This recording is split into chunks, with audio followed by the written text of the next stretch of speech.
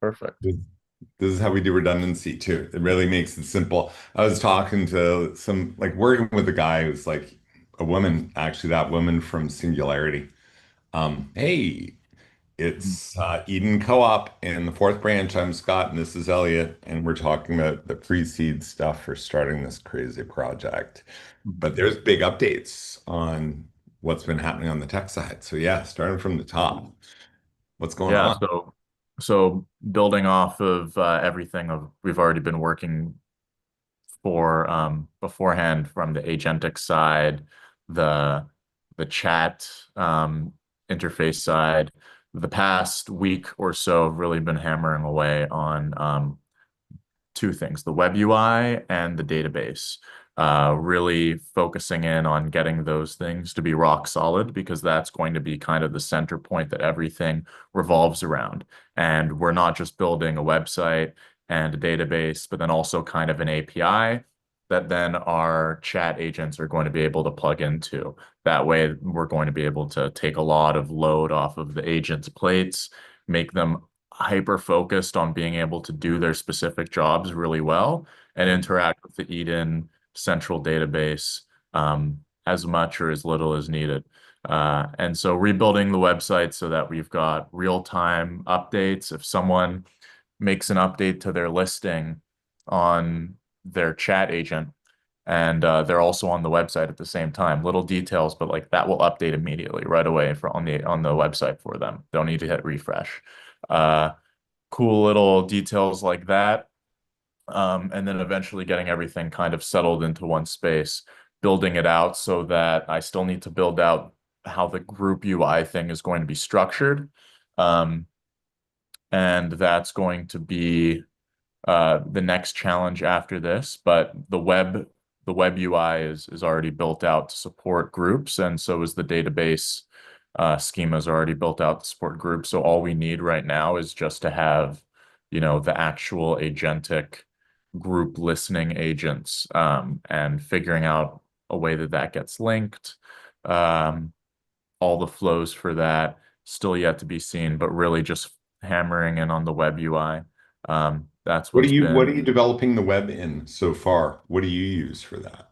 I use Next.js, so that's React, TypeScript, and Next is kind of the overarching um, like framework. That's what it is. It's probably the most popular JavaScript slash TypeScript framework.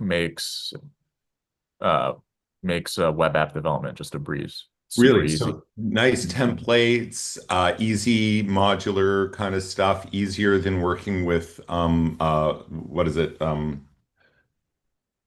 What's the whole huge development platform for web stuff? I'm blanking. Old senior moment. Like WordPress or something. WordPress, yeah. Skip WordPress, use this instead.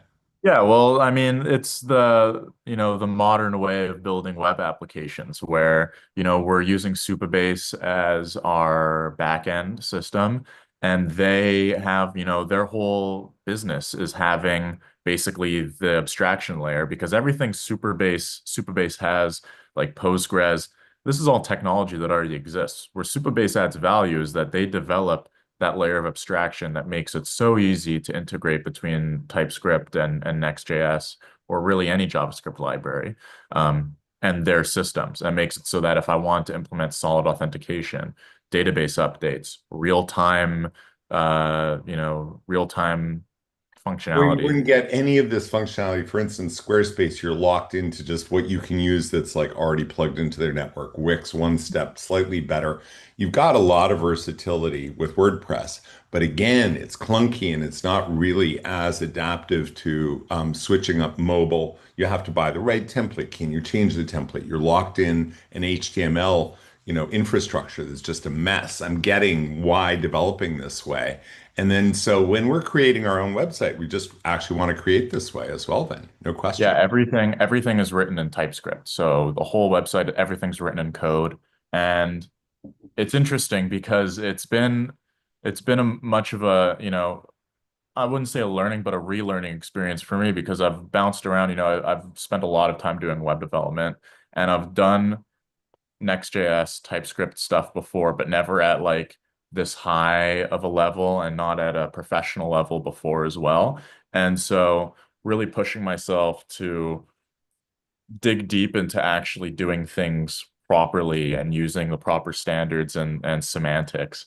Because there's a lot of ways when you're writing in just the raw code, there's a lot of ways to do things, and some ways are better than others.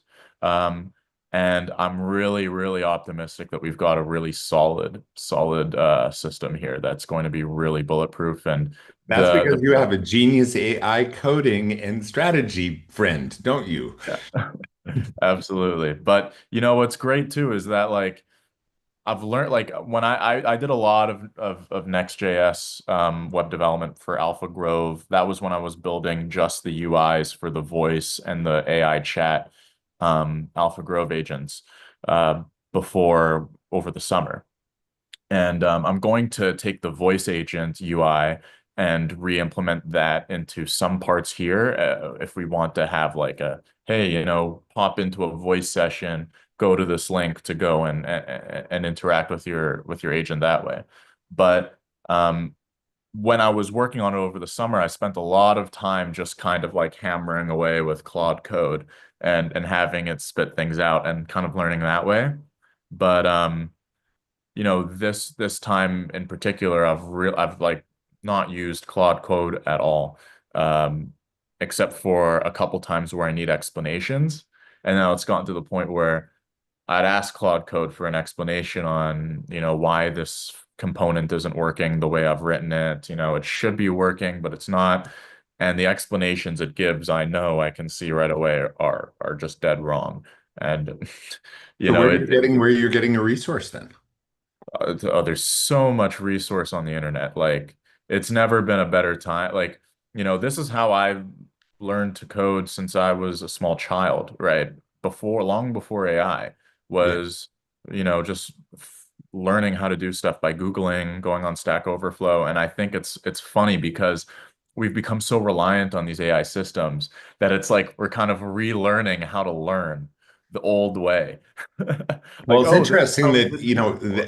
it's Stack Overflow. Have they got an AI layer for themselves? They've got the biggest, most valuable LLM potential of anyone in the coding world. I'm sure that they, I don't know what they're doing in specific. I'm sure that they are working on it. Yeah, they have an AI assist. I'm going on their website now. They have a whole AI assist system. I haven't used it yet or before. I might look into it because they contain like so much data.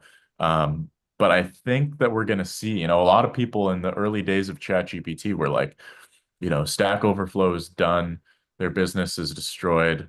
And I think we're starting to see the beginnings of there's going to be a turn back because, I can get some interesting answers from Claude, but I really have to push. I have to like in order to get value. This is one thing that I'm realizing. In order to really get value out of the AI systems, I need to have a pretty fundamental understanding of what actually is happening here. I can't just say this function's not working as I expected. Why is it not? Because it's just going to hallucinate the hell out of it, Yeah, and right? it's I need not to say, current with current changes or able to anticipate what's strategically or what you're hearing in the wind is coming down the pike that's in associations that aren't publishing their Zooms in the same way and aren't publishing their papers in a way that, these guys know how to integrate. I could see Claude and Anthropic focusing on this, maybe a partnership with Stack Overflow or something, but why would they? I mean, Stack Overflow could just do this thing. it's a big data issue too because there's just so much data. Like I'm working throughout different issues. Supabase had a big update with their JavaScript libraries a few months ago, and I'm working on the latest versions because I want to be at the cutting edge. And a lot of the responses to issues I've been finding are buried in GitHub issues and like looking on all the documentation pages, and it's reminding me about this genuine process of going through these things.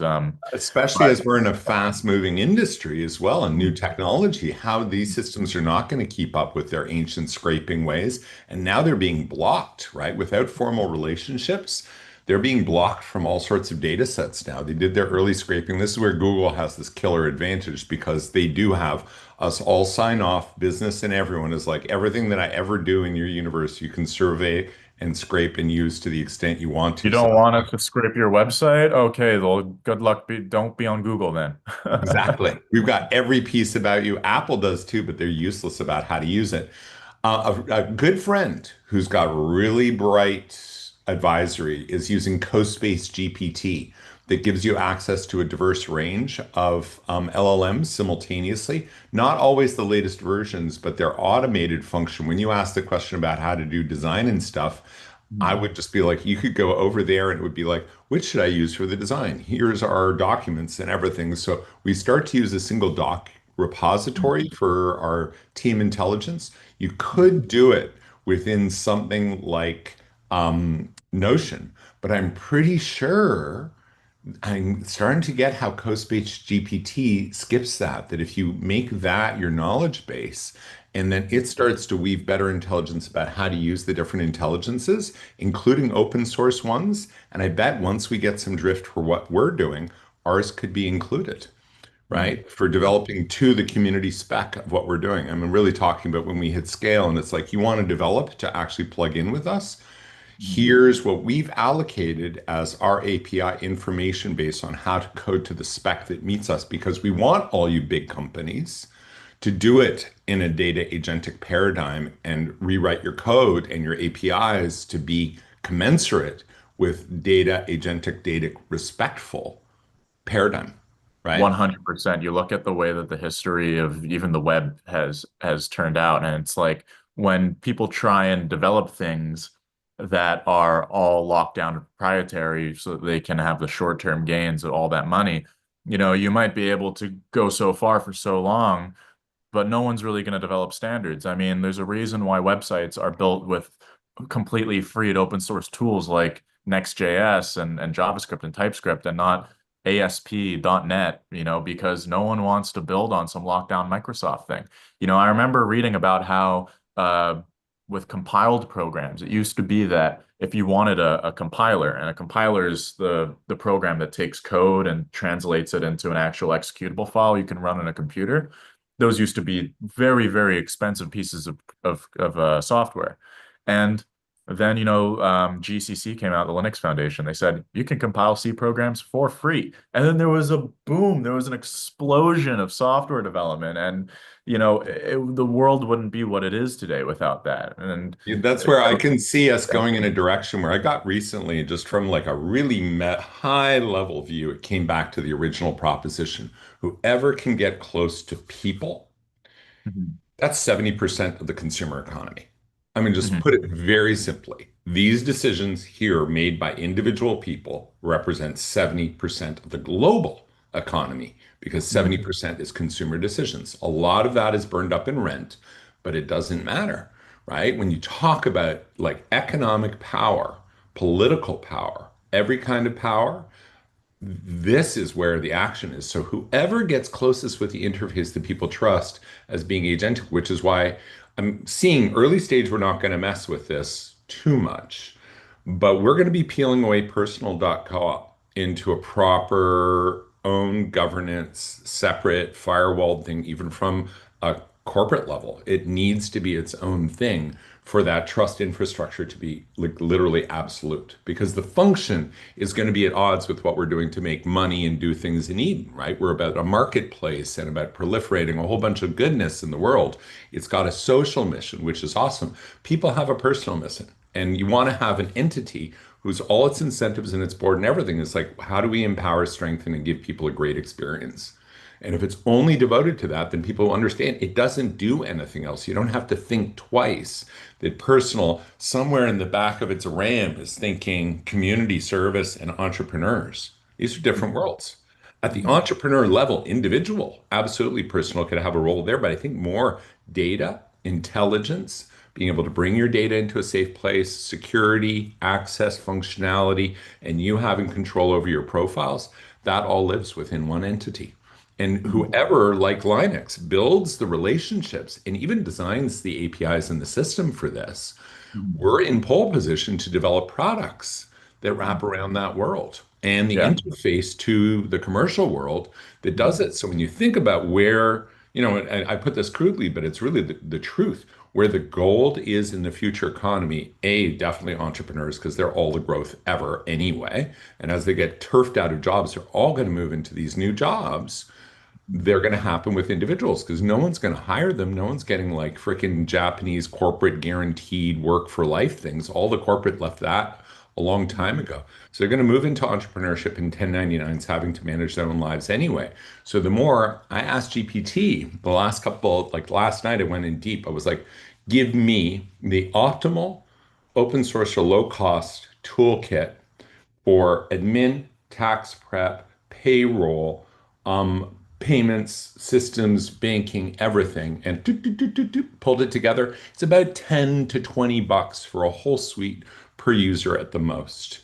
And then a percentage, maybe, if anything, on some of the stuff. And you can create basically an automated system Mhm. for entrepreneurs that we're also managing their payments and get them to use a compatible bank, but we don't even need to. What I got is that there's white label ACH that's so low cost, Dwala, for instance, that we can reskin and plug into a ledger. That's the Mhm. client's ledger or the entrepreneur's ledger to be able to automate and track all their expenses and skip QuickBooks.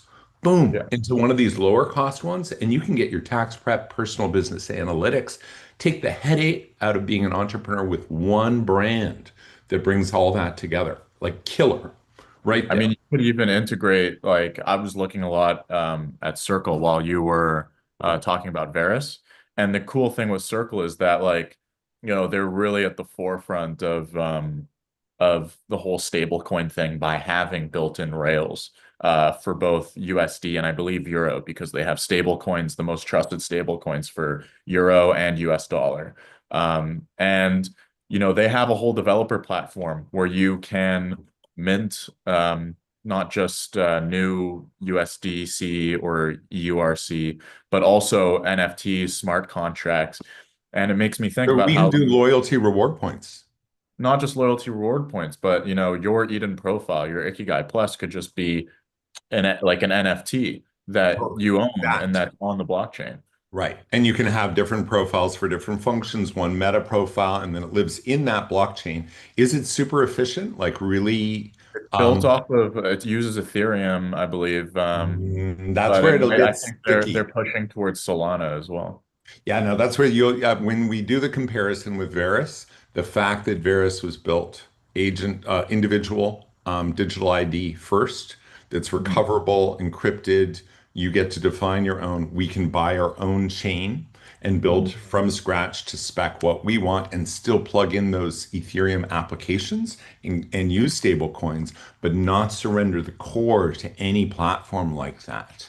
It's going to be definitely worth the deep dive architecture. The conversation, I think, with Nick, maybe we'll fly out to meet him in Saint-Tropez and have a deep dive with him to unpack what we're doing. I think that's probably going to happen sooner than later because it's like some serious another thing that I got that we want to get into. So payments definitely because I tried a bunch of different angles using point systems.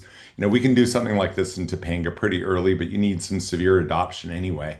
Is 5 to 7.5% back to every user who's using the system. So they have a strong incentive to pay through it because they're getting that discount accumulation.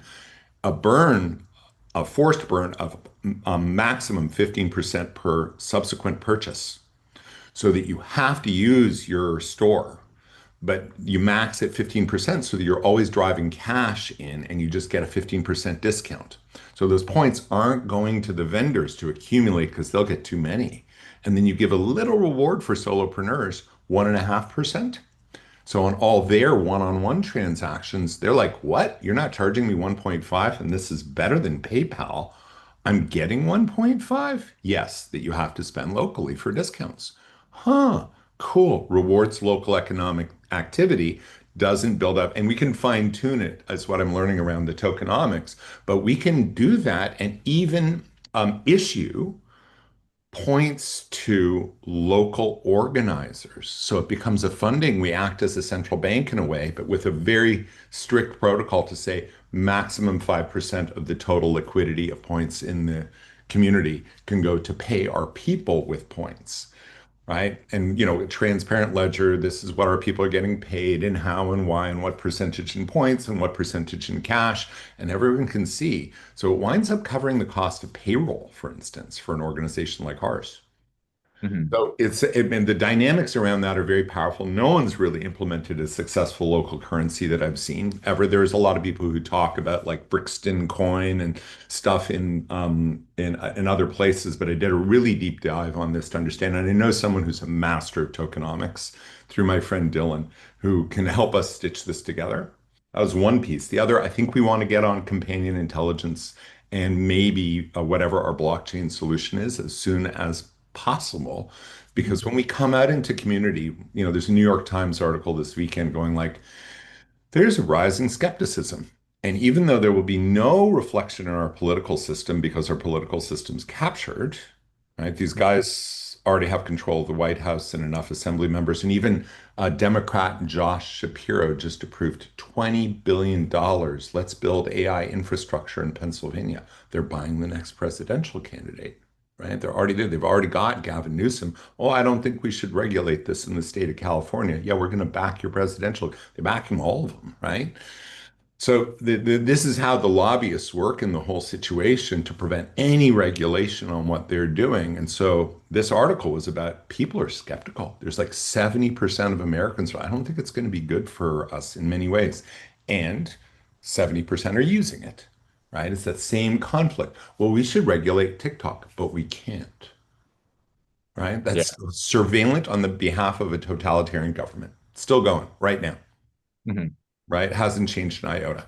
Anyway, so Yeah. all those things suggest, oh, we actually have a marketing thing to do here in each community where we need to demonstrate through what we do, right? If you want to learn about this personally, we've got you. We're going to Mhm. explain it to your community leaders so they are part of the enrollment. And as soon as people look under the hood, they see that we're walking the talk.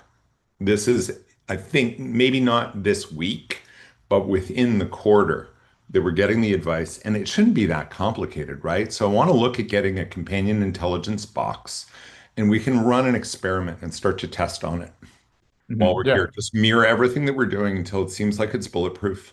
And then, and I've got someone technical who can help implement it, who lives in the canyon, who I think will love all this. Mhm. Yeah, I mean, in theory, is like there's tons of open source systems that can plug into it, like Olama is a basic one, and that's just an interface for, handling the AI responses.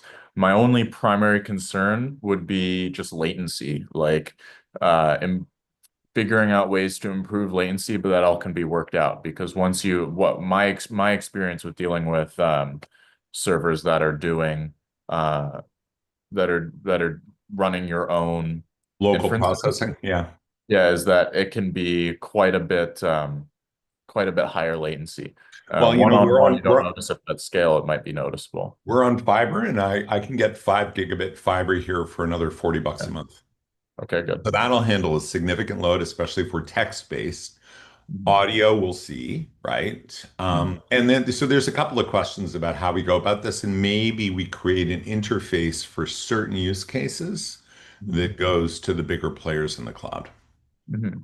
right? Yeah, maybe we could even have someone we could write up like a load balancer where, we can have our boxes, right? Because that's the other question is, if we're getting sequential load, we don't want to have a queue where it's like, okay, now you have to wait your turn for your, response to be generated. Um, it'll have to be, okay, this is the capacity that we have on our local infrastructure, and then we have our fallback, as necessary. Yeah, we can I'm run it on sure. Companion Intelligence's cloud in whatever it is in Orange County.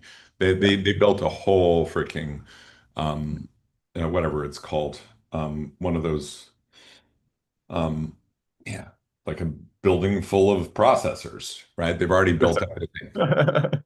Yeah, and I'm sure there's projects that deal with the load balancing. I can look into that. okay, cool. Um, yeah, very cool.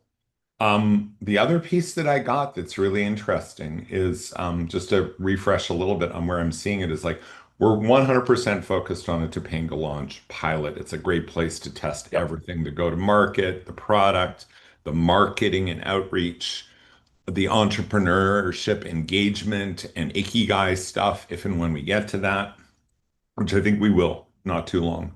But it's also this question about how to really prepare and warm the story for scaling.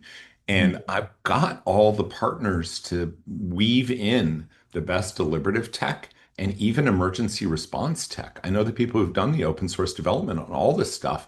And if we go and pitch, say, we need big funding to weave these things in for interoperability so that they're using our also using our personal co-op API and system, right? Because that core data, they're all talking about doing an agentic transfer your information, but it's like, how are you going to get customers for this? You're going to start in Scotland, one institution at a time, implementing it around the world. Super slow.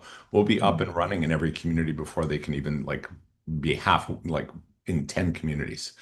So there's that thing where closest to the consumer as fast as possible through the vehicle that matters the most, entrepreneurs reaching out to their own community members.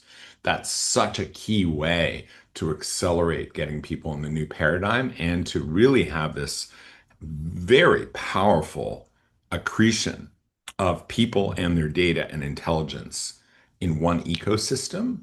I mean, that's like, it's just so vast, Elliot. It's just like, I can't understate, I Yeah. can't overstate how freaking crazy that is. I've already started building out the front end UI to have it be so that, there will be segmented communities. And then, you'll have Topanga. Then on the top left, you could drop down and say, all right, switch into Malibu or join a different one, right? And you can invite or request access, and each community can. I haven't built out the back end for it yet because I don't know how it's going to work, and that's not my primary focus right now as I push Oh, towards getting Topanga launched. exactly. But I'm thinking about okay, every community can kind of dictate how they want people to interact with their communities, right? Because, say for Los Angeles, Santa Monica is a big place. Maybe you don't need an approval for every person that wants to interact with Santa Monica's Eden. But for Topanga or Malibu or Calabasas, like maybe you want that because it's more close knit. Yeah. Well, there could be that. And it's also this layer of like, if you're coming as a visitor, these are the shingles that are up for visitors. These are all the Yep. people who individually as businesses exposed to the max possible. There's people within the community who very reasonably can say, yeah, my consulting is a global thing, right? Mm. It's nationwide. Yeah. And I do want to be for local, but I want to be represented as someone who can work with anyone because I work virtually with what my career is, but I prefer local. So bring me the locals and I offer a local discount. That's more the dynamic I think that regulates it. In terms of who gets to decide or do things or put up a shingle in Topanga, you got to have proof of residency, some Mhm. peer validation, right? That's definitely going to be in there. When you claim that you're part of another community because you work there, so you want to also offer your shingle for your lunch hour or afternoons after work or whatever, or to exchange to get your kid in the local co-op daycare. Oh, I proved that I work here. Well, you're a kind of quasi community member then, right? So Right. we've got different, and it's like where I work, where I live. Maybe you have two or three places you live in the world, but not more than that. We're like, we'll see what happens, but that's going to be something that evolves dynamically as well. Absolutely, yeah. So again, just the front end, but there's so many different ideas on the back end about how that can be implemented. But again, further down the line, worrying Exactly. about Thank God we anchor. get to like just work on one place because the Yeah. crucial thing is, I mean, this is the other thing that's fun. When we get one place working, that can fully be replicated and mirrored, which is Mhm. wild when you think about it. That's why the swift scaling is very important and why I'm going to be my job is going to be reaching the people who get how important it is, how impactful this can be, as much for dealing with like Ramallah gets real democracy for their local potholes and stuff. Now you find they have a taste that's unbreakable against your totalitarian local military asshole overlords. Mhm. Get a Yeah, taste of how your society can be running, and suddenly maybe someone will say, we shouldn't murder our kids. Let's just live well here. yeah, Right? yeah. I mean, But hopefully. And if they don't, then everyone sees how knuckleheaded they're fucking being. I think that we gotta have everyone, that's cares about their communities. I mean, like it's just the basis of it. Like, you know, what are we all doing here? Like, let's just focus in on what really matters. Individuals within our spaces, within our communities, like, that's what everything's all about fundamentally. Truly. And that's where, I think it could really seed into places like Russia at the local level, China. If we don't do it, they'll mirror it, and I'm totally fine. We'll open source the code for nations like that. Just adapt it as you will. Use it as surveillance technology. But you can't stop the same way that we exported capitalism to these places, and now they understand, oh yeah, free markets are better, you get better stuff done. Oh, we'll grab the big institutional national resource things. Okay, whatever. Hydro-Quebec, you know, Gazprom. But when it comes to local, and thus education systems, roads, and local economy, which is 70% of their economy too, if not more, you give people the taste of democracy, it's unstoppable. They're like, why aren't we doing this at the state level, federal level? The local economy are the most resilient parts of the economy. I've talked about this before on here, and it's staggering. They got a humongous kick in the shins with COVID, but the response afterwards has been really really positive. And then I spent the like 2 summers in 2023 and 24 uh working at a summer camp in upstate New York, and you'd be in these tiny little towns and you look at all the little shops and stuff that are flourishing in these small towns post COVID, and it makes me think about how, like, there's been this radical shift, and you see these huge corporations, especially now in the age of private equity, and these big businesses that rise and fall, and they crash hard because when it comes to actual building resilient businesses, people can talk about big business this, that.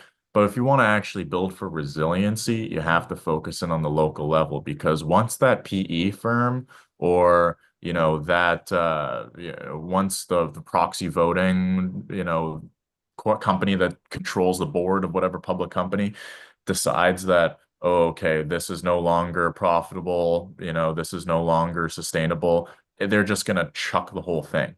right? Whereas if you're tied in with a community, it's not just about, the money. Obviously, you want to have an income, you want to have profits, but that's not the source of resilience. And those are the things that keep communities going. And that's the spirit of capitalism. Like, you've got to have that resiliency to make things work. Otherwise, things just fall apart. And then it's like, oh, every week that restaurant is just a different soulless, burger shop, Spain, by some whatever. PE company that just comes and goes.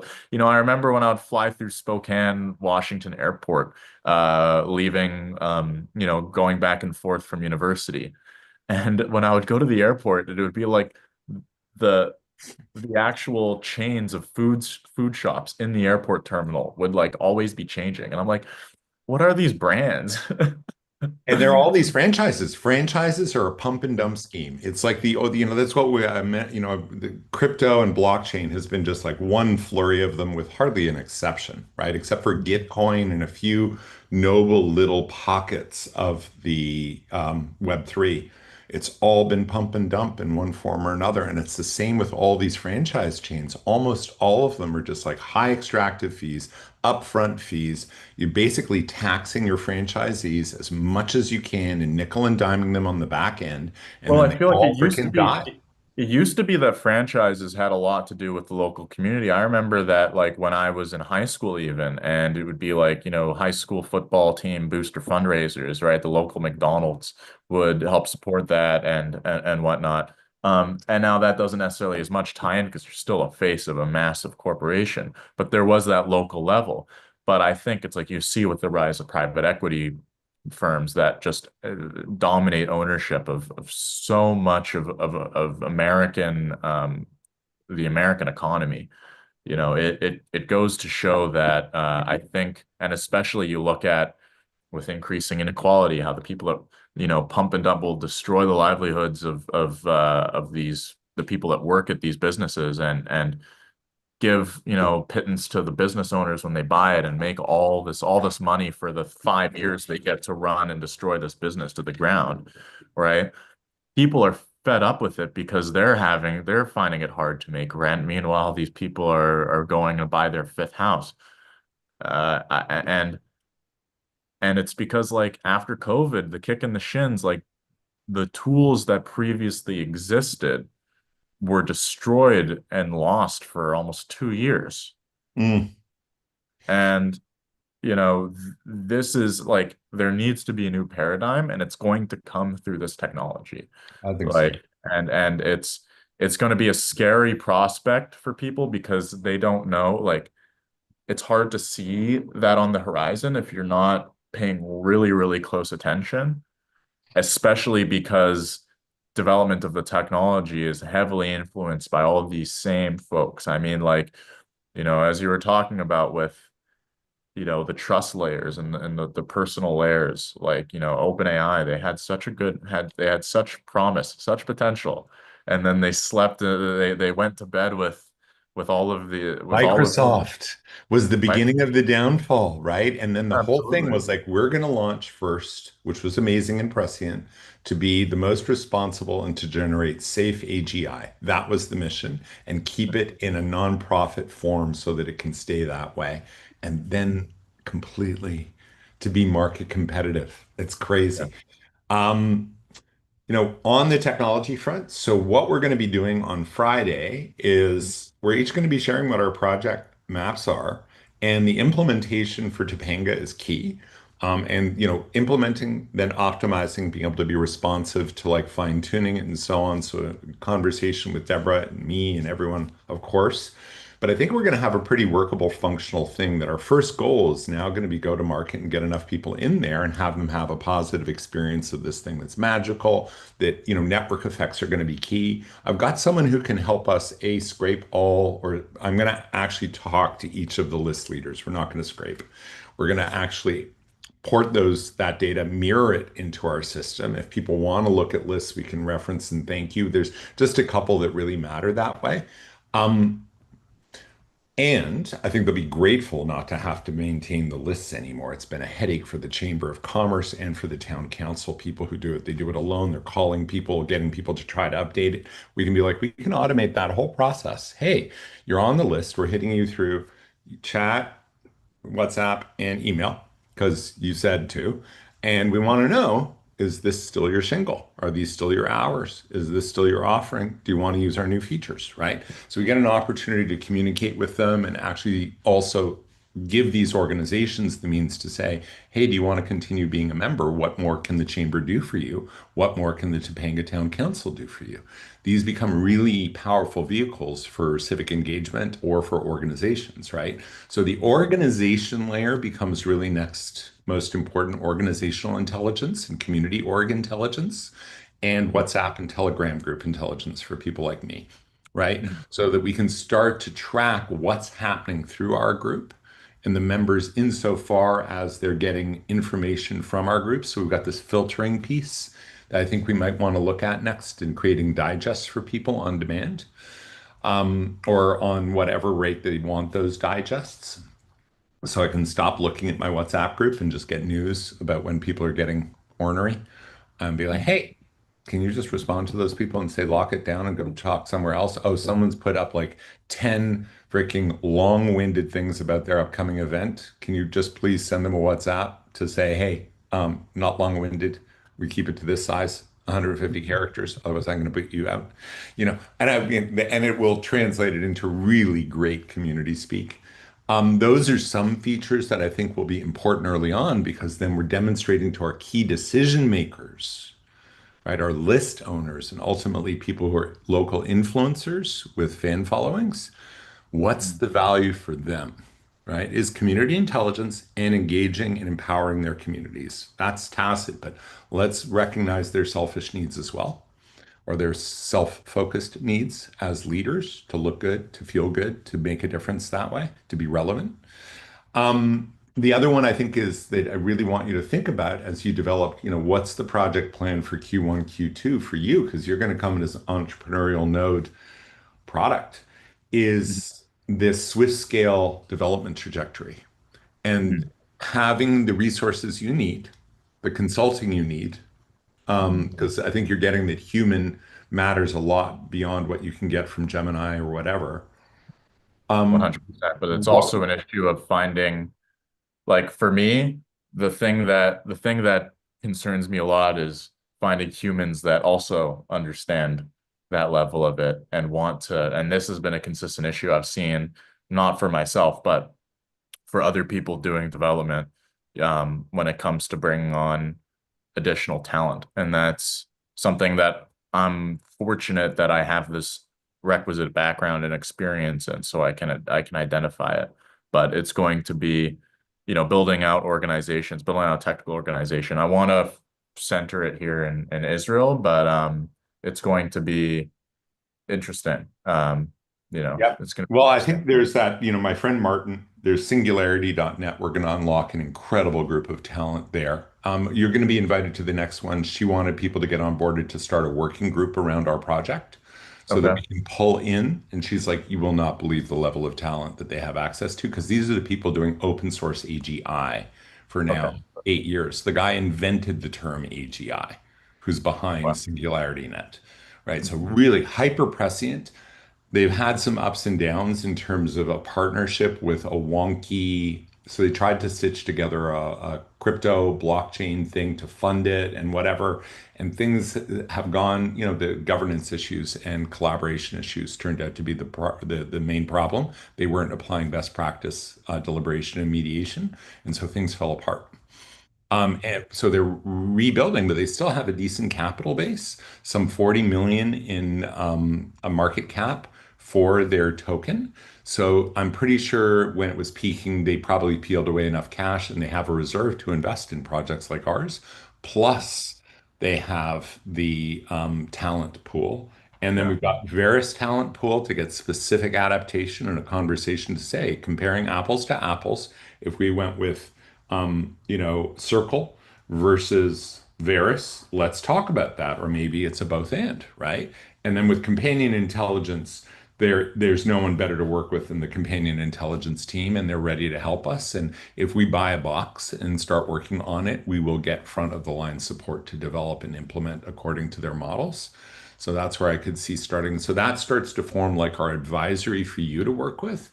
Then I want Mhm. you to think about that. And even using these names in there, Mhm. let's get the conversation going. And then you're leading that conversation. I mean, it is so important to Mhm. get that scope right that Mhm. when we go to advisors and they look under the hood at how we're structuring, there's like, oh my effing God, you guys are doing this.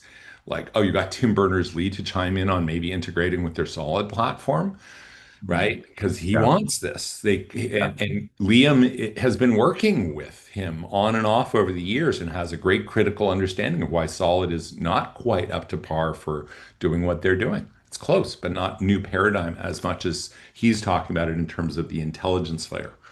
Yeah, absolutely. And the way that I see it with what I've been developing, both on the front end and back end, is that like when we're hyper focusing on Topanga and getting something viable built for, what we want to do in this specific scale, as I'm building out this specific, like this hyper specific localized system, I very much see the areas where I'm like, oh, this can go so far in this direction and that direction. There's so much potential here or there.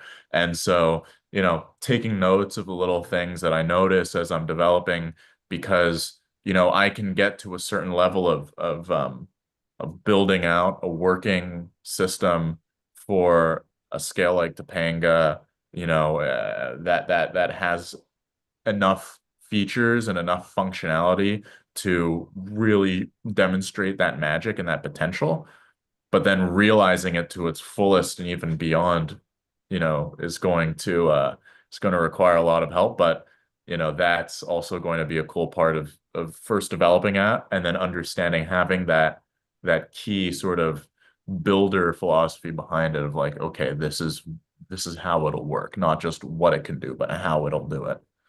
Yep. and then It really working. is. There's people who've done some deep thinking about this. My favorite is Adrian Gropper.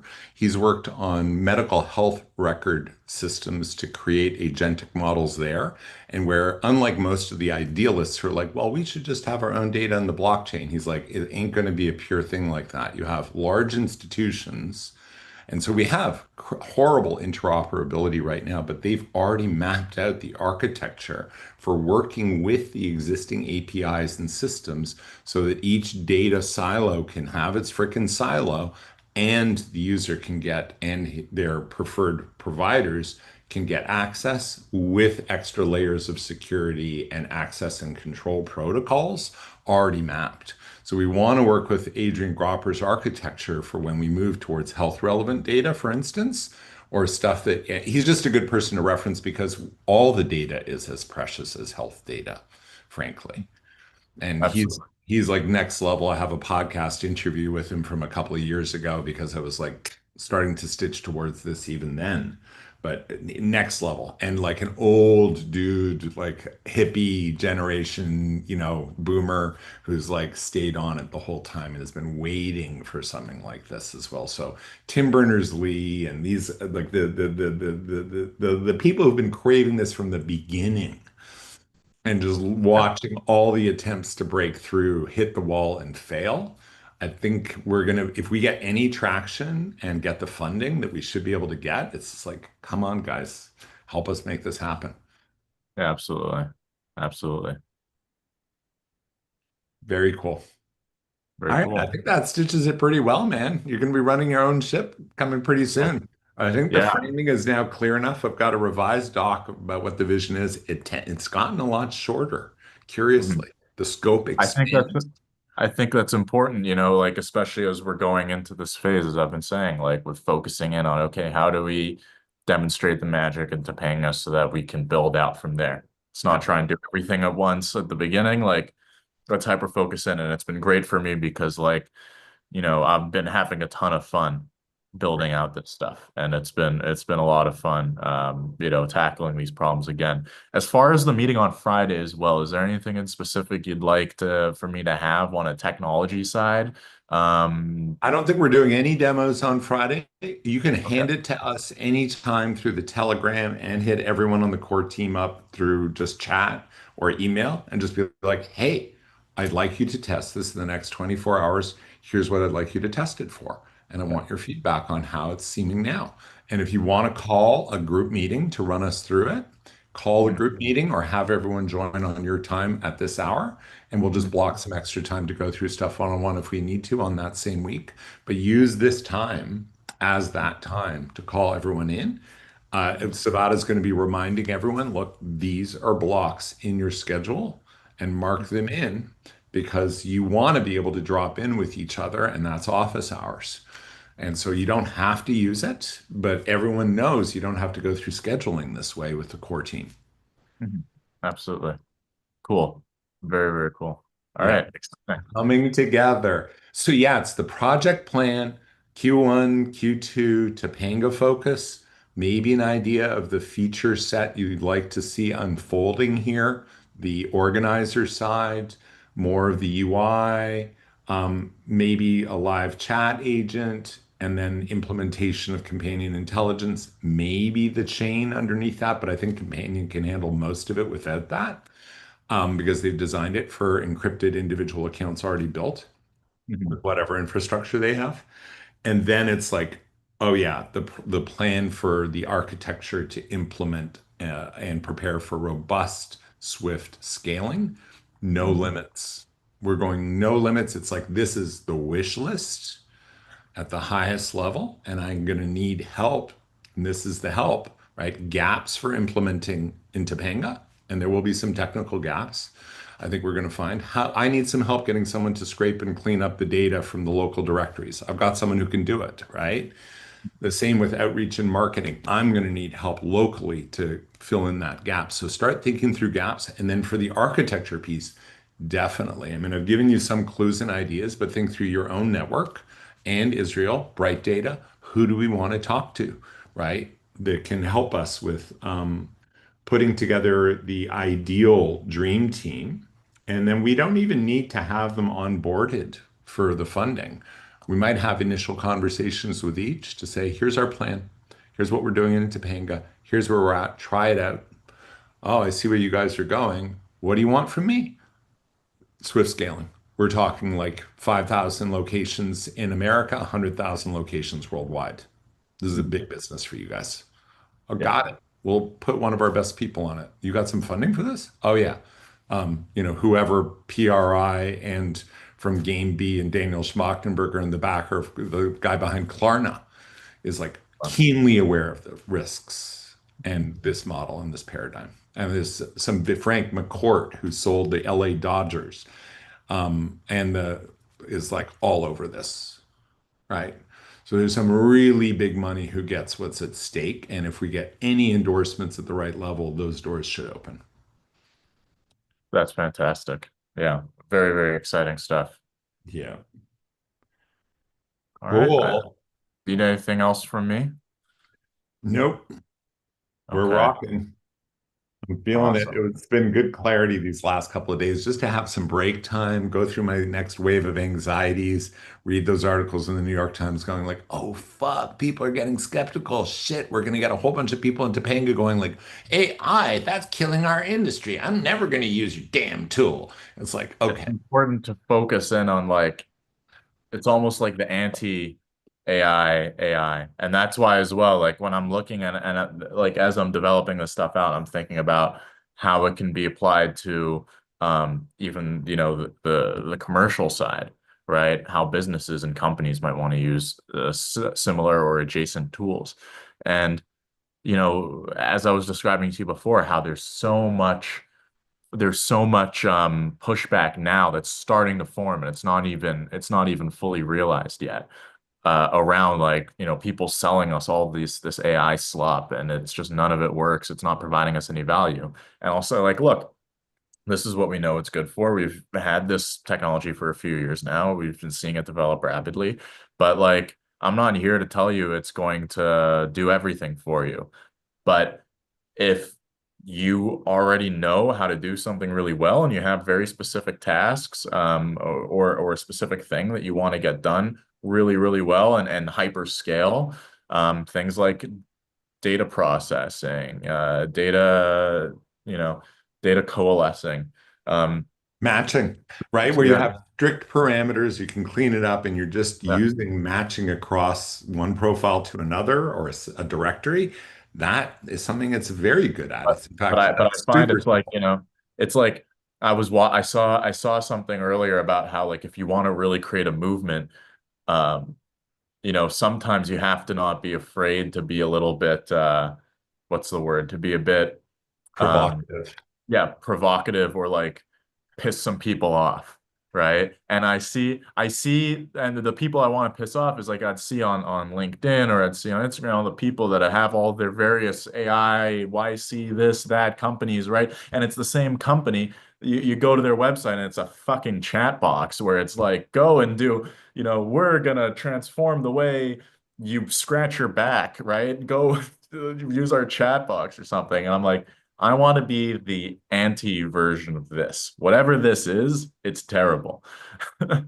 Absolutely. It's so true in 100 different ways. Yeah, I'm going to share the plan scope with you that came through last night because when you see how quickly, just to the point of what AI can do in simple systems, a single ledger for the entrepreneur and APIs and automation, because this is one of those automation things where you take existing ACH, white label, reskinned, low cost, bookkeeping and tax prep, payroll, and you weave that together with business analytics. And we would add this piece of like entrepreneur coaching and peer support.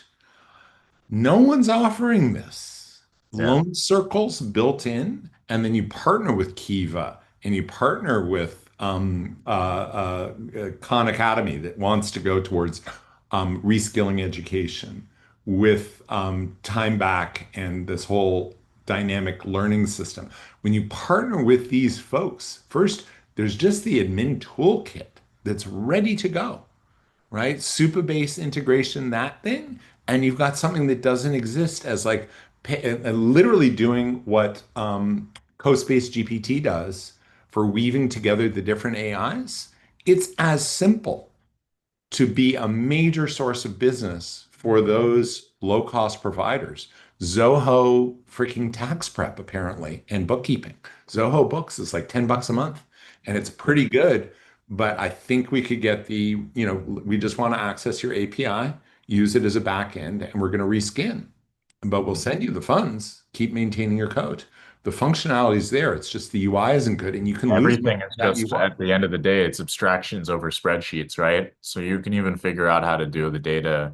I mean, you get accountants on board that understand, that can communicate, okay, this is what needs to be done. This is how it needs to be done. Like accounting software is as old as the freaking computer. And it's all code and rule based. And Yeah. so these people have already done it. So we don't It's need to all invent it. deterministic, which is important too. Exactly. So non-imaginative, really clear RAG models for stuff like that, and really clear ledgers, literally, in that case. And you can automate the workflow for entrepreneurs. I mean, shoot me as a solopreneur for having Mhm. to manage any of that stuff when if I'm using Eden payments and Mhm. almost zero cost ACH, and I'm getting verified repeat patronage. I'm totally using this system because it's also cleaning up my whole admin problem. And we could stitch that together in Q1, Mhm. Q2.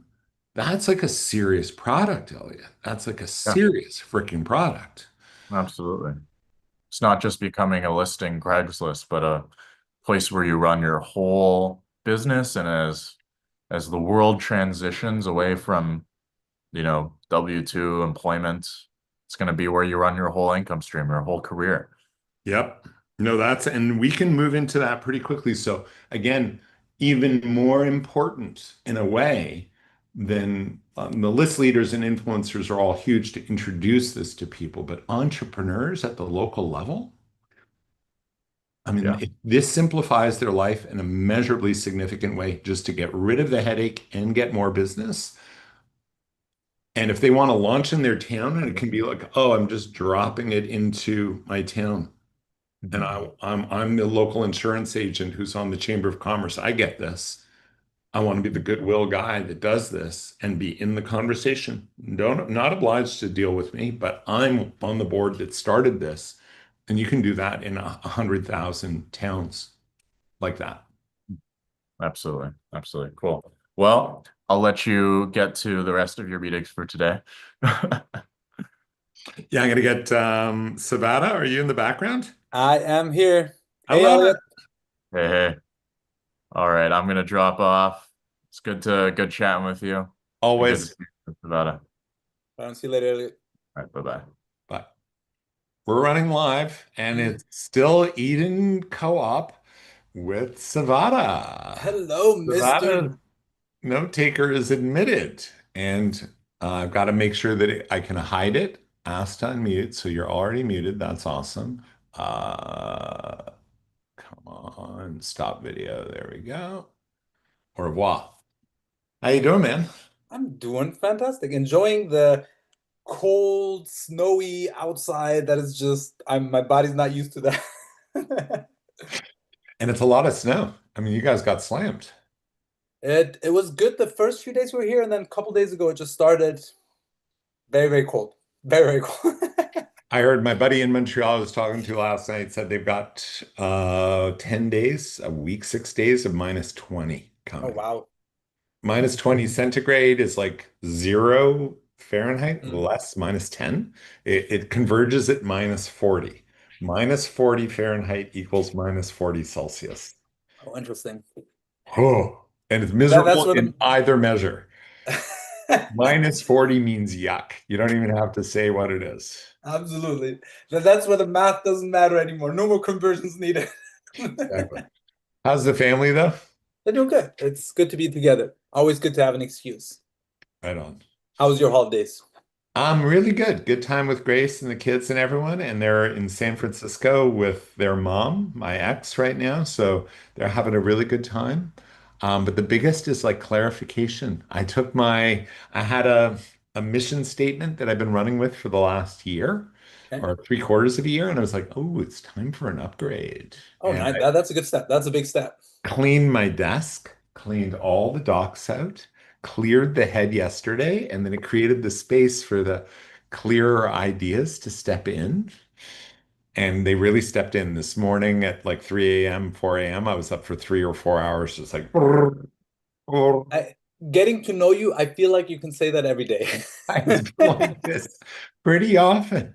But what's happening now is this like Obsidian Blade. I now feel like I've got like a 3 or 4 page document that expresses the core of this thing with some narrative at the beginning. I'm going to add a little bit more narrative to it, but where it's like, hey, it's getting the revelation about how we can roll and the story that we will tell that will be so irresistible to investors. And that also helped me stitch together what I've been doing for the last 9 years and 30 years and especially the last since COVID, man, it's like a nice page to explain why I'm leading this and that this didn't come from a vacuum. I love that. The Yeah. story is, it's important to be able to back up your story, but the story is a big part. It's And it also explains like the timeline begins now more recently in 20, since 2020. I've spent almost $500,000 doing this. oh wow, that's Consultants, advisor, team building attempts. Nope, not ready yet. Pull back. Research, conferences, all of it. It's like it's not, it's been like a freaking MBA times four, nice. literally. That's good. Yeah, you have to invest in yourself. I've heard that's the most important investment you can ever make in life. In this case, I've been thinking, man, have I been crazy and burning up the kid freaking like inheritance, or am I actually investing in something? And now it feels like it's really gotten a lot clearer, like a lot clearer. So two main uplifts in the plan. I realize that I do have the connections to democracy tech. I know who all the top players are, who's emergent, who's funded, and we'll be able to plug them in. And I can literally add them in the plan saying, not only are we doing local marketplace, but for the Swift scaling, we have the partners to integrate the best interoperable democracy tech so that communities get coordinated, organized, advocate for their top common ground, citizen-led priorities and action. So that's in emergency preparedness and crisis readiness because of what we went through. I'm connected with the people doing leading edge open source development and underfunded to not be able to develop what is needed to do this. A guy in Asheville who already put together the architecture and everything. I'm like, let's get that guy funded and go to the funders and say, we want this ecosystem funded, accelerated to match our accelerated trajectory. So as we launch in Q3, 90% of it is built and ready to go instead of waiting 18 months for MetaGov to get their thing ready for Scotland and Ramin Sarabi to get his thing ready. And my buddy Alex Long get his Polis app that's like Tinder buttoned up and starting to code citizens.is, which is the best deliberation platform out there that no one's reskinned yet or turned into an AI version. It's just like all a no-brainer of where to go with it. And then the biggest one was looking at the local entrepreneurs piece. So that's one is we can weave in deliberation tech, crisis tech. And then, I mean, that just, like if we didn't check enough boxes for PRI investors to go like, whoa, that's good. This is should tip the scales big time. But then the local entrepreneur piece as a value proposition, it was like, okay, we could do reward points. That's one way to propel this into the market. I got the insight talking to my buddy Greg Stock and just hashing it out with him that we could give 7.5% points to anyone purchasing locally from individual solopreneurs. You get 7.5% back in points that you can use as discounts for participating local vendors, right? So if you're spending again locally, it will force you to burn 15% if you have a backlog. So you can't store it and then use it all at once and not pay any cash to your restaurant or whatever.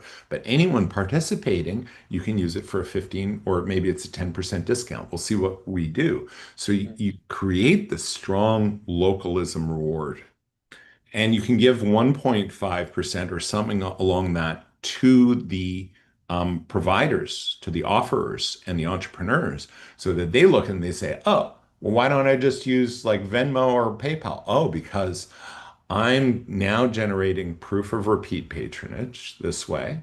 I'm getting higher resolution feedback about who's a fit for me. And I'm getting 1.5% back instead of paying 1.5% for credit card. And my users are incentivized to use that instead of their credit card. This could be a big deal. I can add an extra 4% to my bottom line every year, even with those discounts, right? Is like a big deal for local entrepreneurs. So that's one level. And then I was like, what else could we do for entrepreneurs? How do we do that? Repeat patronage payments platform, white label ACH, relatively low cost per transaction, 30 cents, something like that, maybe $1, but we can get it down. And add to that low cost admin, bookkeeping, tax prep, payroll. And then you add your Kiva entrepreneurship development. Such incredible value for local entrepreneurs. Right now, no one's offering that. There is no product that integrates all this using AI to automate interoperability the way that, what's it called? CoSpace GPT does with all the AIs. Mm. We're doing the same thing with the out-of-the-box cheap Zoho bookkeeping. With all the ones that have good APIs, we can stitch together into a single ledger using Dwala for ACH, a freaking ledger that's your private, individual, personal, entrepreneurial ledger about it's your books. It's like literally your bookkeeping and your ledger of clients for communications to your clients on a permission basis that they control on the other side. You can make offers through that channel. If people opt in and you don't do it too often, they'll say, yeah, I'll take offers. If it's too noisy, they're going to shut you down. And we'll let you know that you're getting shut down because you're offering too much. We can send signal back to the entrepreneur to be like, don't create noise. You're losing people. Personalize it once a year for that person, once a month for that person, right? All sorts of stuff can be automated to take the admin out of being a small entrepreneur and be like, I just do massage. Everything else happens in the background. I get a little bit of signal from the whole system. No one's implementing this right now. So the value proposition for entrepreneurs becomes like, you know, like what's that system for POS, web-based POS, the really popular development tool? I forget what it's I'm not called. familiar with PS too much. POS, you'll recognize it. It's pretty popular. Uh, I mean, making all these things talk together is already a great value proposition. And then even if you get feedback through AI, I mean, that's huge. I think a lot of small-time entrepreneurs just avoid all these things because it's just too much. It's too much admin and too much here and there, and this doesn't work with that, and like, let me just forget about it. I'm not big enough yet to do that kind of thing, you know? Yeah. And yet they have to do their taxes at the end Of of the course. year and they don't know how to optimize it or optimize their expense. All of this can be automated, especially if you start working with a bank that's operating with us, or we can pull that data. Then it's just like, and that's where the credit unions become natural marketing partners in communities across America, reaching almost, I think it's 40% of the market uses credit unions in the US. And then they have a community development and value tool for entrepreneurs to bring those new business, the new entrepreneurs, the young entrepreneurs, which is all the future growth, always starts as individuals across America for every kind of business. It's 70% of the American and global economy is consumer economy. So the deepest reflect, and I know you've seen some of this, is the closer you can get to people and their core data, the more you're the front line for what happens with 70% of the global economy. That's our lever for transforming even the biggest beasts. They will have to move towards our paradigm to interact with our data, or their competitors will. And so we create a competitive difference in the marketplace to say, oh, I need to respond to people respecting their data agency and now acknowledging their values individually. Otherwise, I'm going to lose them to my competitor who does. And you're not going to get access to this data if you're not doing it in a way that's kosher with us. And if once that starts to happen, then that resolution of people's values transforms a dollar spent into a values vote. Mm. Complete game changer. And that's Absolutely. how we steer the whole beast. If you have enough people participating, so you have valuable data and you can control the access of that, it's a huge lever. You can just push that with a tiny finger and be like, there you go. So here's a new job for you. You're going to help take these otter extracts or whatever Yes. we're using and distill it into show notes that we can add to the YouTube channel as we're outputting it like this. We're gonna like, I'd love some help with branding my uh, Zoom account. So I'm Hmm. gonna get you my Zoom credentials. Okay. So you can just start take the existing brand that I have, clean it up. We don't need to like get too fancy with it. It's a nice design already. Okay. And um, to Savada. And I'm just going to share it with you. So, yeah, then you can just, I have a business account, so we should be able to put the logo in. And I think it'll be fourthbranch.com or just fourth branch. You'll see what the logo looks like because we did a good job for that. And Eden.coop. Maybe we're just going to go Eden.coop for the time being. This is all Eden. We'll let it be. No, we're going to let people be curious about Fourth Branch. Why the fuck not?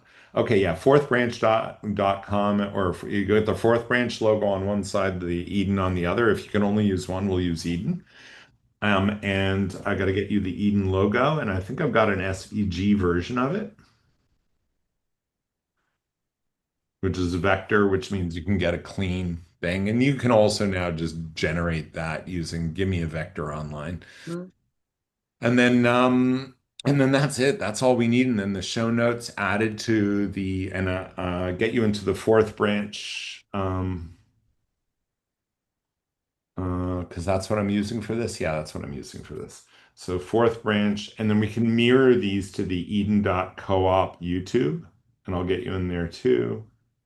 And for the show notes, are we doing key takeaways kind of thing? Just a short little paragraph summary, key takeaways, and boom, that's it. And links. Yeah, And key links. takeaways, link to the transcript if people want it. And we're not even worrying about publishing to socials at this point. I could give a Okay. shit. Fuck it. Yeah, this is the long-winded record of what it is, but where we can highlight what the key conversation elements were, key takeaways, and that it just becomes visible to people moving into our ecosystem to be like, oh, what did they talk about like how they did that thing? Mhm. Because we're not going to talk about this stuff 10 times. Now this is baked in the model. Team gets it on Friday.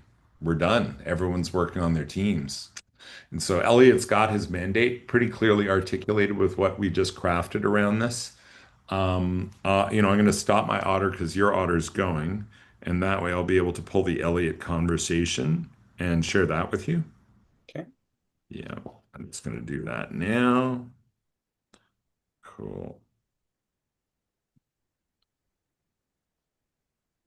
I Yeah. can always also post recording, always dump the YouTube into the audio into the AI and create all this transcription stuff afterwards if ever Otter wasn't running or whatever.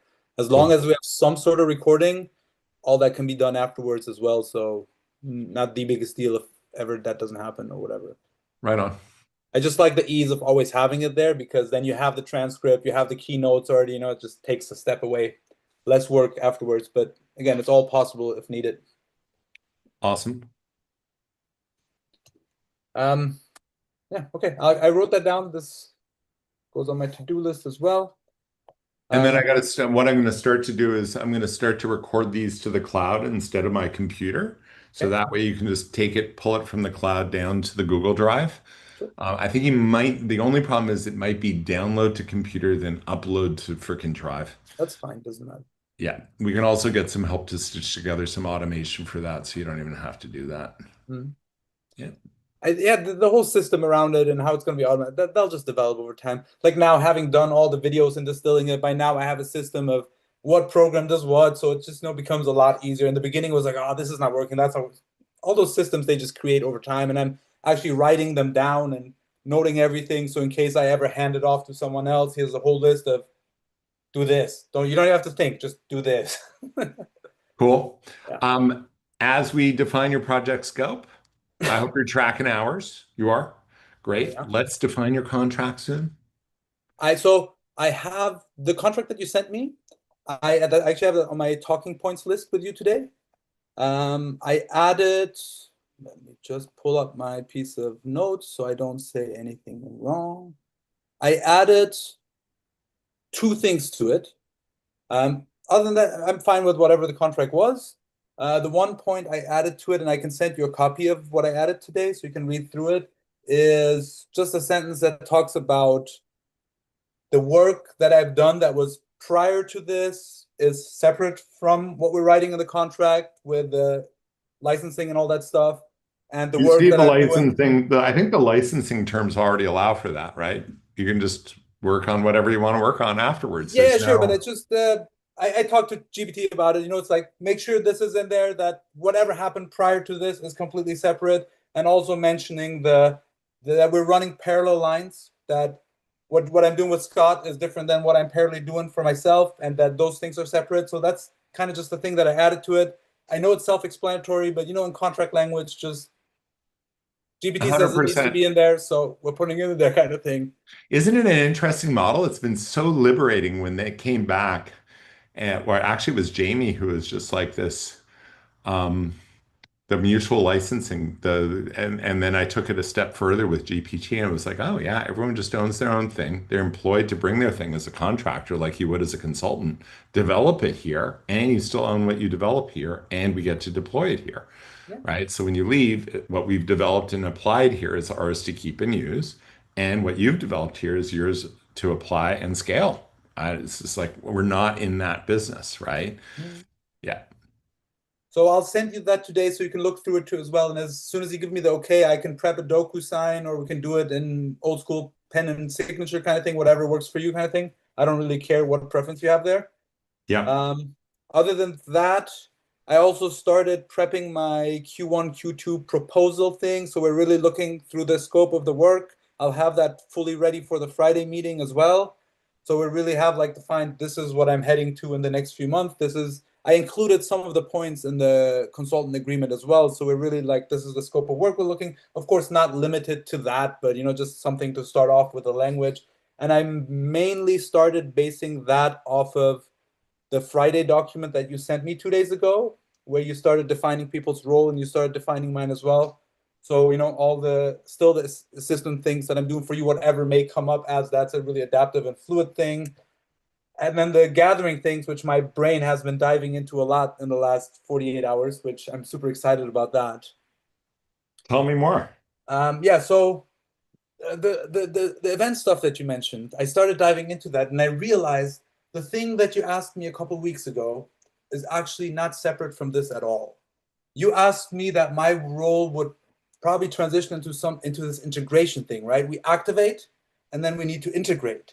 And the more I started thinking about this event stuff and the experiences, if we structure them in tiers and sizes correctly, they actually become exactly this integration thing, to where when someone gets activated, they have this tree of things to participate in, whatever might work to them. So they become integrated into the function. They keep inviting. For some people, more of the bigger festival type of stuff, that's fair stuff kind of, where it's like, I need the anonymity to get used to, guys. I'm not comfortable yet. There might be information booth. We can exchange. I need some help with logging in or doing this, or, oh, I can try Elliot's Ikigai thing here. And it's like, well, I have this whole, the experience thing and activate and all that stuff, kids experiences, journeys, taking people on a journey kind of thing. We can do a whole bunch of things, good food, village, we come together.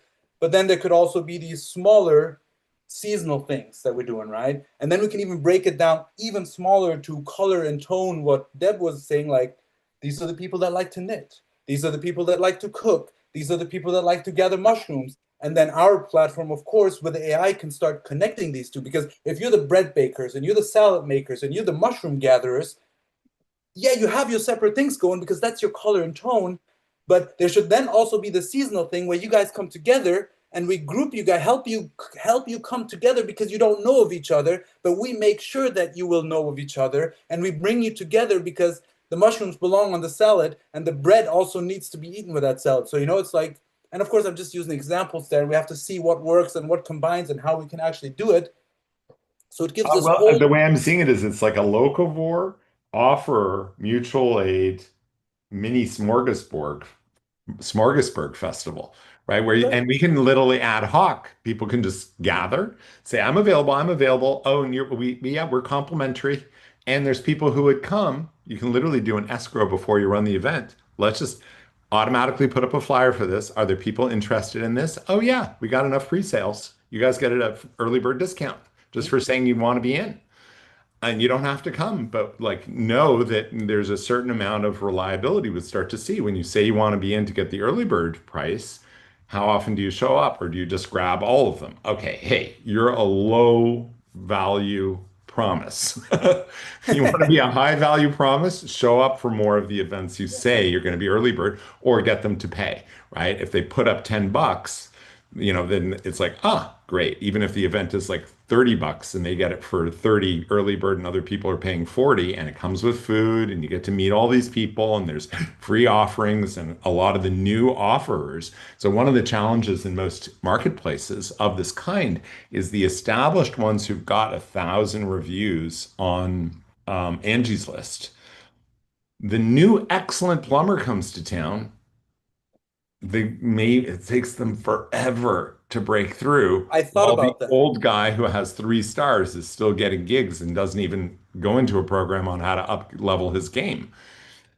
I absolutely thought about that. So in this scalable tree of events, right, on the bigger events, the new people could have the options. I will come and I will give free massages. I'm the 0 star guy yet. I will come and that whole event, here's my service. I will advertise. I will not advertise. I'll give myself to the village so they can see, hey, I'm new here. I just moved here. I just started whatever. This is my offer, right? So we'll give vendors the opportunity to start weaving them in these events, right?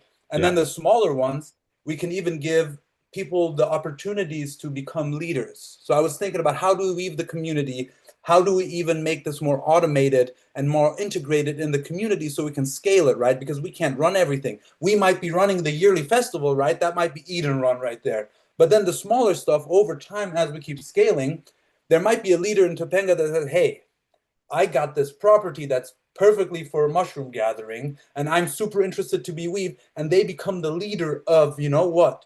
And then people's leader roles will start emerge by we need some sort of either reward system or some sort of thing why these people would want to become leaders and become integrated and weaved in this Eden co-op thing to where they take there's a lot of people they like to be leaders in the community and they might have the spaces to run small groups. Like there might be Benjamin might be living in the canyon and says, hey, if there needs to be a personal development group happening, hey, I got the space, I got a big living room with a high ceiling, we could meet here, and I might like to lead this group, because there could be personal development small groups, there could be small groups that start just like doing stuff, knitting groups or whatever. There could be informational events that somebody might lead. There could be activation events like Deb's play thing.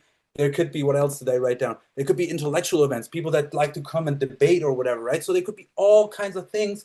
And I'm sure there'll be someone like, oh, I would love to have the lead on this, and I got a space, and I'd love to do this every week, right? So we can help people become leaders in those roles and create the weaving. And we are the weavers, not the doers. So we're not facilitating, but we're making sure that everything We're is just being the weaved network. together. Honestly, it's an automated network that people plug into and say, I've got an idea, and I know you and you. So, personal invitation to 2 other community leaders that you have a relationship with, because that is what you start to do in community. It's like, oh, Brando does the mushroom thing. He likes this cook. He doesn't want to do cooking anymore, but she does. And she's a vegan chef, and they get along really well.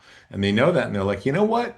We also care about the fire resilience. And someone proposed doing like rehash what happened through the fires. Oh, and there's one subgroup that wants to talk about the trauma.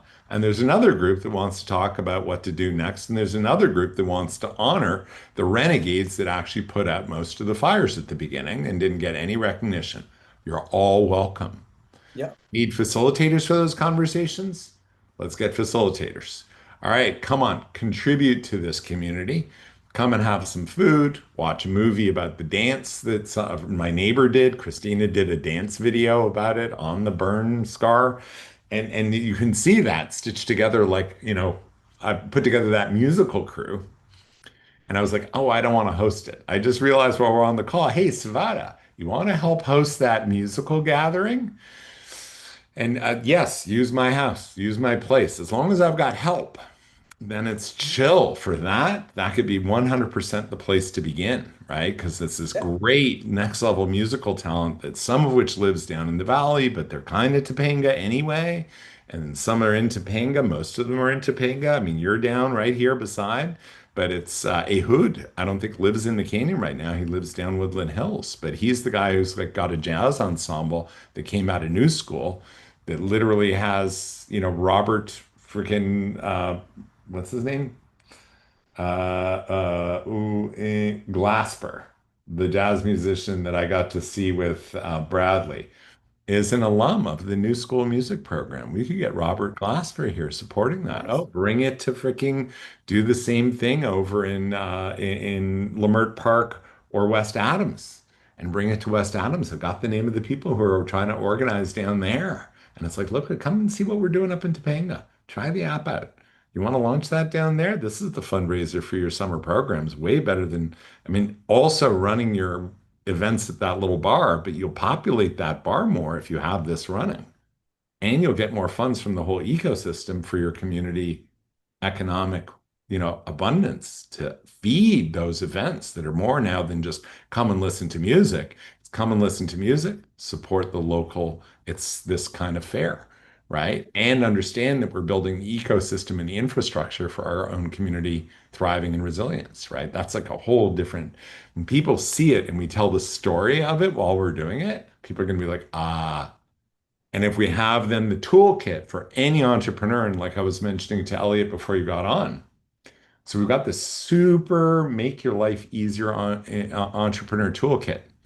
In 90% of the world, in America at least, when you want insurance, house insurance or business insurance, you still tend to go through an agent, right? And the Chamber of Commerce is stacked with those people who want to reach these people. Why don't you start the local node? Right? And then you got Chamber of Commerce, insurance agents, brokers, and all those people piling in to start the local node. They can't control the flow of information. They're not going to be able to communicate their spam to everyone. Use me as your agent. Well, if you're still an asshole, you're still an asshole. No. Right? If you're still a scammer, you're still a scammer. No. But you have a chance of generating some goodwill by learning how to do it this way and supporting the launch. So if you want to hire someone locally and not even do it as a real estate agent, hire someone. And we'll train them in our system that's bulletproof so that it's implemented really well. We'll vet the person, put them through our training program, and then we can have these are the numbers, right? It's I think it's 350 village neighborhoods in LA, Ventura, Orange County, Riverside, 350, right? Yeah, add San Diego and the rest of California, you're getting up to like 700 or something. America is 5,000 by ratio. It's by what it is. Worldwide, it's 100,000. 100,000 village neighborhoods. If we can really create a system that is pretty good here, and then the scaling, 1 year. If it works in one place, scaling it nowadays, scaling is such a fast thing. It just has to work. It has to be bulletproof. And if it's bulletproof in one place, then it needs to be duplicated in the second. And if that duplication worked, you understand the data and the process of the bridge. And then through data and technology, the rest is just bam, bam, bam, bam, bam, make multiple copies, you know? Yep. It's like Including batch processing. including a companion intelligence like because those guys can make 100,000 of those freaking neighborhood-based companion intelligence units. That's just a big contract order. And in fact, it makes it very exciting for them to bring their best architect on board to join us on an advisory level because they get it. And they see, oh, this scales. This becomes a really important data infrastructure. We love your model because you're distributing it in neighborhoods. And we need cloud infrastructure to back it up. If we need to use conventional cloud, we will for backup and archiving.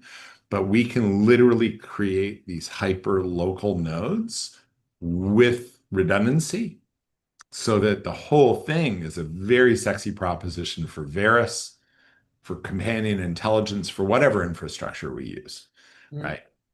absolutely. It's gonna be very sexy. It already is very sexy. It's coming. Yeah. It's getting there. And I think you know, the weaving aspect that we keep talking about, I find it when I was thinking about these events and experiences a lot more, it's so interesting that because we're creating bridges pretty much. That's what we're doing, right? We're bridge makers. And because of that, no matter at what point of this whole ecosystem you get onboarded or activated, it's all bridged. And there is no, I love that it's not you have to start here and go this way, but it's like you can start at any point of this whole ecosystem and everything is bridged and you can create your own experience. It's like you want to just go there, fine. You want to do the whole circle, great. We'll assist you with whatever it is, right? And this bridging, this weaving to create it in a way. I love the idea that, oh, you just want to start there, cool. And you want to just live there, fine. You don't, you need some time, stay there for a year, do whatever, right? And Yeah. Are you yeah, talking about the game of life or are you talking about being in the community ecosystem? I'm talking about the Eden's ecosystem with all these components. Like if I just take it down to make it simpler to these events, right? Big Yep. event, small event, medium event, personal, non-personal, group, facilitator, non-whatever, right? Yeah. You can start anywhere. And because they're all bridged and integrated with the tech, eventually it's leading you, no matter if you take this big detour on the outside, eventually it leads you straight to the core. Some people will start at the core and then venture outwards. Some Yep. people will start here and just live there for a while and then just inch forward, right? So no matter, and some person might say, I'm just using the directory, right? Sure, go ahead. But over Yep. time, then you'll start doing the events and you'll be like, oh, this admin stuff is cool. And oh, this AI is consulting me. Everything is so bridged together and weaved together that it's Yeah, it's a perfect. No matter community where you start. intelligent engagement and activation engine in a way, right? So that thing, and then it's opt-in for where you want to plug in. And then, yeah, we train people literally to say, look, someone like you that does coaching, if you just do your coaching program, even if it's a national program, that's cool. But we found that people who have national non-local coaching programs that also get their hands wet in their community, working with their local entrepreneurs, their coaching programs have gotten much better and richer, and that their thrill in doing it in person makes it really exciting for someone like Lacey Phillips lives in the Canyon, national program for personal career development, but she's not no presence in the canyon of any significance for in-person events yet. It's like, why wouldn't you want to share your gold and get in-person feedback and learning and contribution to the community in your backyard? For the young woman in your backyard, why wouldn't you want to do that? And of course you will, because you'll see that someone who did is killing it in a much different and deeper and richer way. And that goes Plus, now for you have the that go, ecosystem to make it easy. You yeah, don't have to do all the work. It's like, bam, here it is, just click and done. Because yeah. before, I think why not is because the other way was so much easier. The other way was so much more scalable. Now it's just like click, participate, done. And of course, I'm exaggerating the ease of it, but I think it makes it very, very much more feasible and attractive to be like, oh, I don't have to deal with all this kind of stuff. It's kind of just a running system already that I can just plug into. 100%. 100%. Wow, man. I hope the live stream is still recording. I don't know that it is. Yeah, you're in. We're still going. We're still live streaming, by the way. Two Hello, everybody. subscribers. Hello, everybody who's not watching. No one's watching. It's so cool. I love that it's already up on YouTube. So we've got that to work with and we don't have the duplication there, right? So it's all we're talking about storing this stuff is for the archiving. So yes, and like I was saying to Elliot, it might not be like first priority, but if you have some bandwidth for the scope and the Swift scaling piece, it's to start to sketch out what would the optimal in-house whole life development, whole career development game look like? Which frameworks do we want to reference that are the best in the world? I'm pretty sure that Robert Kagan's development framework is one of the best. We can talk to a couple of people who are at Hatch who've also developed really excellent programs. This guy, Eitan rather, Eithan, and Pete. Those two have really worked through and thought through, okay, what is the meta modern game? Firing at all levels. I can handle depth. I can listen and get anyone. I can understand how to communicate with them and hear them. I can handle complex systems. I'm doing all I want to play the whole game, or I want to focus on just a few, right? I want to work on my career, on my existing relationships. I want the love of my life. Oh, yeah, community building. I really want to do that community and homesteading thing, right? All those factors, my wellness, right? I have an urgent crisis in my life. Those different bubbles in the ikigai, which thing I'm applying ikigai to is these different dimensions. And then each one has its ikigai map, its ikigai plus. But if I'm dealing with an aging parent, that urgent crisis piece, okay, I need more support for all the rest. I need to delegate. That's my who, right? Is going to replace me at my house to cat sit while I'm gone, right? Is part of who. But that thing of do I need to get paid? Absolutely not. I need to maintain and automate more of my career or find a replacement for a while so that I can focus on the ikigai of care for my parent because I want to be there for the last 2 months. No pay. Who? Great advisors, people who live near her, someone who can report, replace, and support me, exchange my gifts for their gifts, right? All the stuff that you could do to do elder care differently through this game, or you're in career development. Your ikigai looks different there. I need more skills. That's the hot spot. I need better who. I haven't even thought about that. I don't have an Avengers support network. Oh, I can plug into one.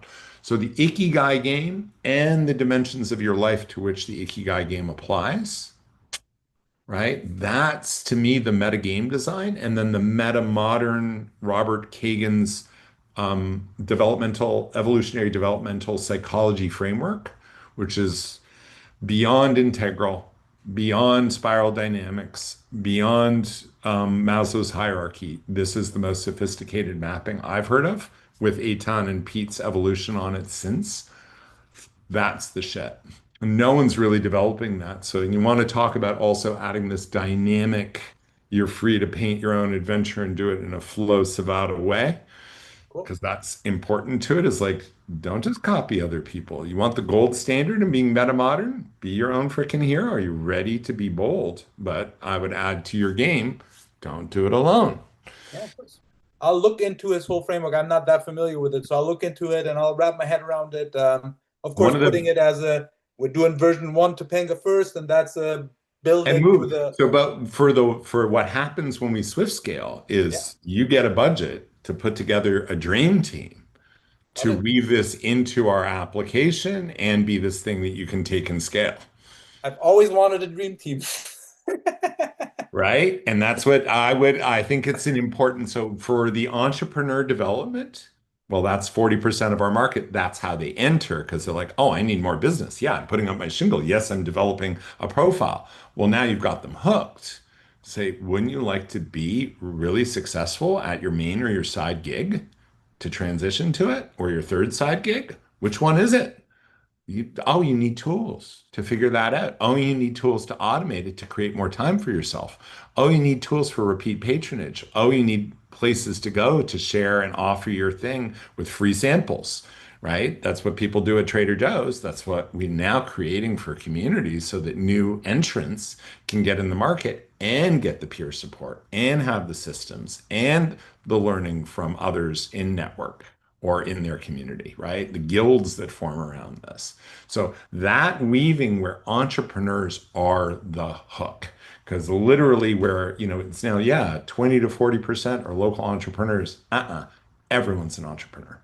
If you're not an entrepreneur within a corporation, you are subservient to being a cog and your company is stupid for keeping you there. Incentivize people, reward them as entrepreneurs. It always works better. Free market works better. Let them move around your corporation as they want to to keep themselves thrilled and dynamic and innovative and self-responsible, right? And why aren't you stitching together feedback and responsive systems that make a marketplace out of a fun game marketplace, a nourishing and growing marketplace out of every single institution? Why are you killing your people and their potential and not helping them grow and thrive and leave like a good relationship when they're ready to go and do something fresh and be the kind of corporation that's attractive to people to come in to say, oh, they're not just going to try to lock me in or corporations are going to lock me in like Squarespace, making it impossible for me to copy, redo the template. Even to delete the template, I have to shut down the fucking website. This is what I went through yesterday. It's been more than 30 days. So now you have to apply for a prorated credit on your Squarespace thing that I prepaid for a year. But oh, I could get it, but it was way in there and I had to get a human that took 20 minutes on purpose because most people drop off to do live chat to push me to an email. I mean, I hate Squarespace. I'm officially saying I will never use Squarespace until they become really responsive. I was gonna say, give me a reason to switch right there. Gone, right? Too difficult. In today's day and age, too difficult. Yeah, and we're going to replace that functionality. We're going to have automated websites. They're basically dynamically created. This is where Elliot's going with what he's doing. Yeah. Dynamically created websites for what you want to represent to different people, depending on the conditions, the moment, your change schedule, automatically. You just The thing say is, to through your chat or your WhatsApp relationship or through the Eden Co-op app. Oh yeah, I'm changing my hours this week. Block these. Oh, reference my schedule. Oh, I'm using Eden Calendar because this is so much better. I'm using Eden Contacts because this is so much better than the knuckle-headed system that's out there. when the world switched from, I don't know when exactly it happened, but I feel there was a, before it was all about constraints. And then it's like, oh yeah, you can give this back, whatever you want. No problem, no problem. When they went into this no problem regime, it's like, oh, now I trust them to give, I give you all my money. Because if there's a problem, you say no problem. So when there's a no problem kind of attitude to things, then it's like, you got me. Sold, boom, done, because I don't have to worry about anything. And I think if you give people that ease to be like, with Scott, I don't have to worry about anything. It's like, why would I want to go anywhere else? Yeah, even if that ends up being 1 cent, 2 cent, 3 cents more expensive, the fact that I do not have to worry about it, it's like for example, honestly, I don't check anything but Amazon anymore. You know why? Because if I don't like it, no questions asked. They don't even ask why I'm returning it, why it was broken, or why it has my footprint in it. They're like, you got angry, so what? Just turn it back. It's a hassle, right? If I'm going to take the time to order something, and then have to put the package and bring it down to Whole Foods, that's a disincentive. And people game it and use it, but for services, it's not even, you're not A, for what we're doing, like 100%. I mean, I think, what we can see too by doing the local points system, you create a quasi, not a currency because it's not a currency, but that point system we can use internally with a certain reserve where we'll say very transparently, right? If there's this much of the points being used to give credits to customers and for the vendors to get a certain amount of points to use, we fine tune it so it never floods the market stupidly or there's tons held in the background. It's all pushed into the market, right? With a forced burn. When you make purchases using the payment system, it'll just use it for your discount. Who's not going to do that, right? But then we can say we're going to use 5% to reward our staff for operations. And in fact, we'll start where it's, yeah, they're just getting 15, or maybe we up level the discount that our own local teams get. So if you're doing community support and enrollment, and you get a human, but not just a human, you get a local human, yeah, what do you need? Oh, did you try the AI? Here's what the AI says. We've already got the FAQ on that. Oh, yeah, that's good. Great. I'm going to use that AI more. I didn't get it through the AI. I need a human. And there's a human who's getting rewarded for the retention points, right? That you contributed to answering someone's need. You're getting local discounts because you've been contributing. At a certain point, we might get the local vendors and all the suppliers to say, this is doing so much for us. Yeah, internally, you can just pay with points and people can use the points. And we might pay a lot of our local people with points so we have a lower startup cost. What I was thinking about, you might get even away with not needing to do a lot of that. Um, if we're looking at these small group and events and experience structures where we enroll community leaders and they're so invested into the ecosystem, because they have reoccurring things going on, they now become a hub for the exact same thing. I don't need to call someone. I'm involved in all these hubs anyways, and the leaders are interested to be exactly that road because they're involved. So yeah, there's still this. I can if I can't make it there, but because of these reoccurring things I'm integrated and fluid in and weaving in, I always have a talking point, and there's always at least one person that's interested to make sure I understand the system because they're benefiting from it as well, and they want me integrated into it. So there you don't you're not And I'll offering put it this points. way, I'm just going to add one spin Yeah. on it. There are already, 1,000 events here in Topanga. If someone wants to be the local Eden agent, right, or ambassador, they just show up at the events. And everyone knows I'm your Eden ambassador. If you got one, oh, let's just pull over and talk about your thing. Oh, let's see how your thing's going. Yeah, yeah, yeah. Oh, you want to do an enrollment thing? There's enough people who want to do an enrollment at this event. We're going to meet a half an hour before. And then you're all going to do the sound bath. And we just show up at the existing events and support them in addition to creating like you can imagine this is what starts to happen is like, oh, this is like a new app platform, but for local collaboration. And so new kinds of things will emerge because the ease Absolutely. of use will make it frictionless to create these mini or mega festivals out of thin air and peer support.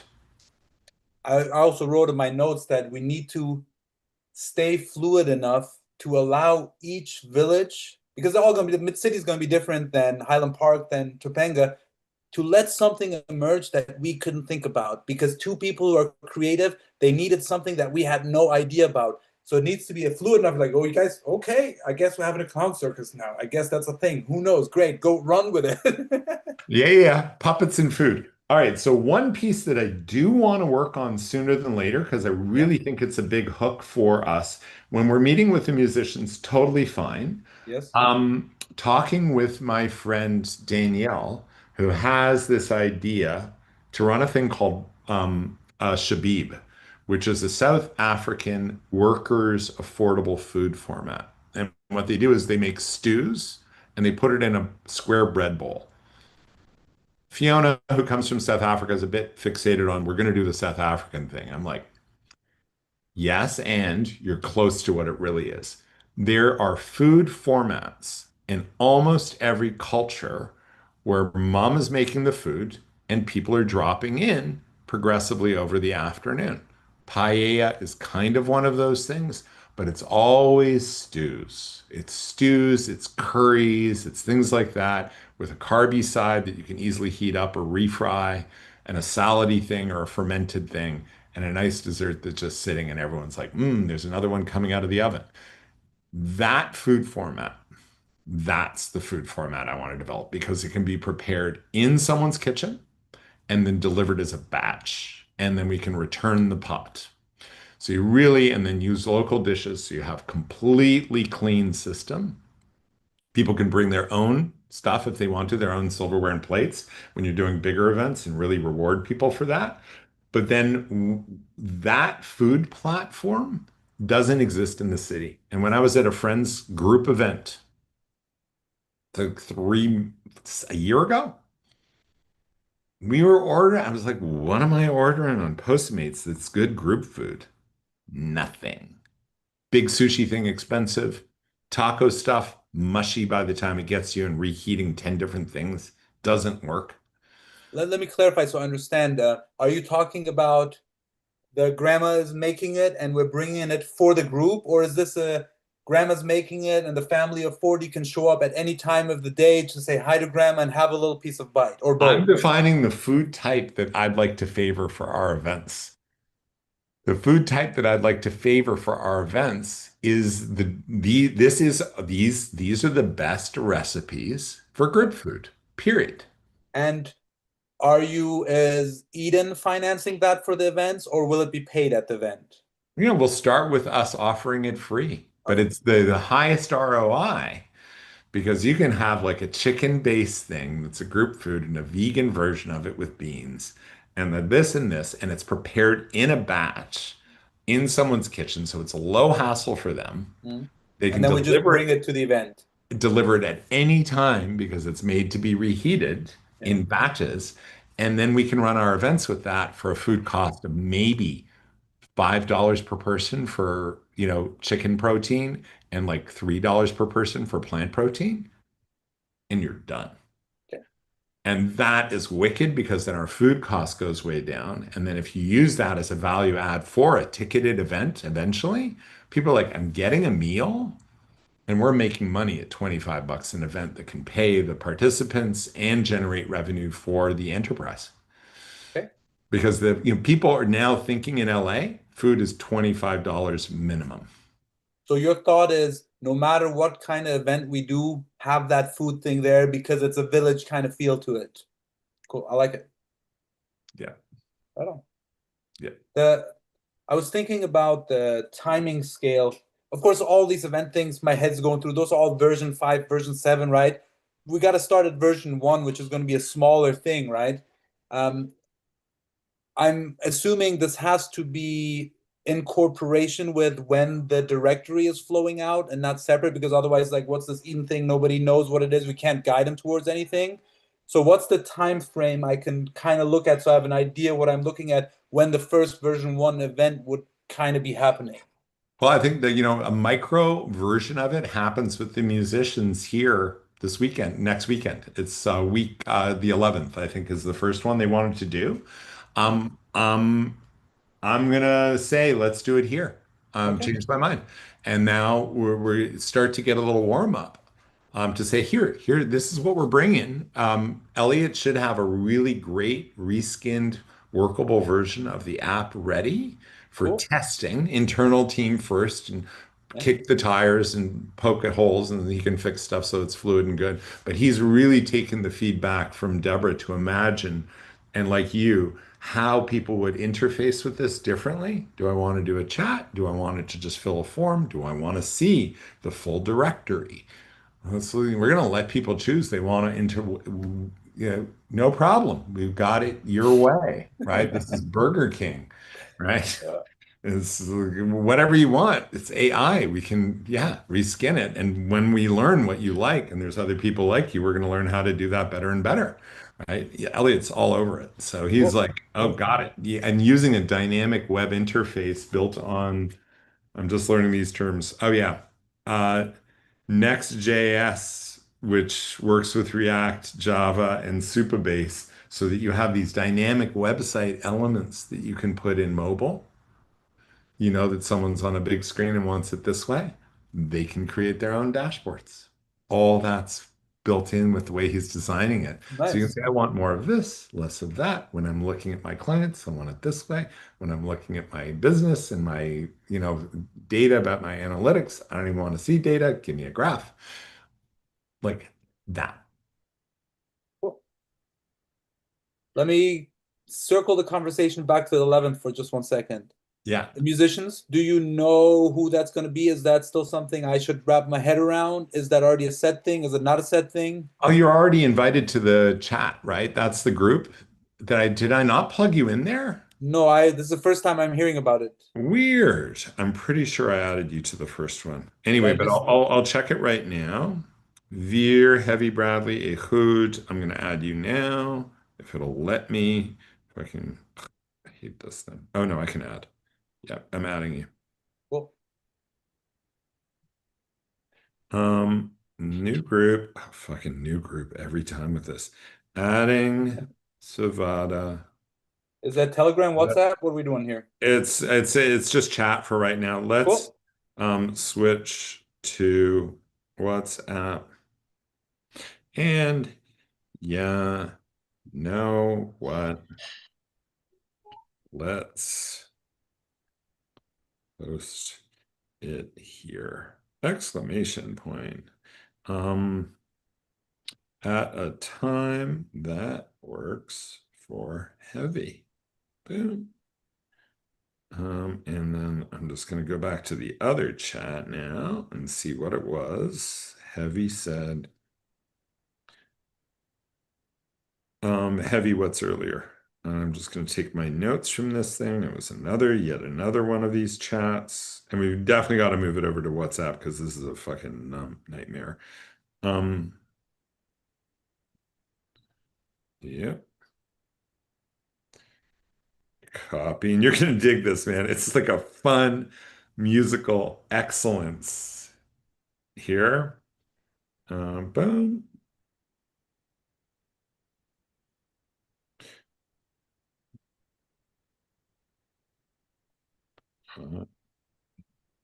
So,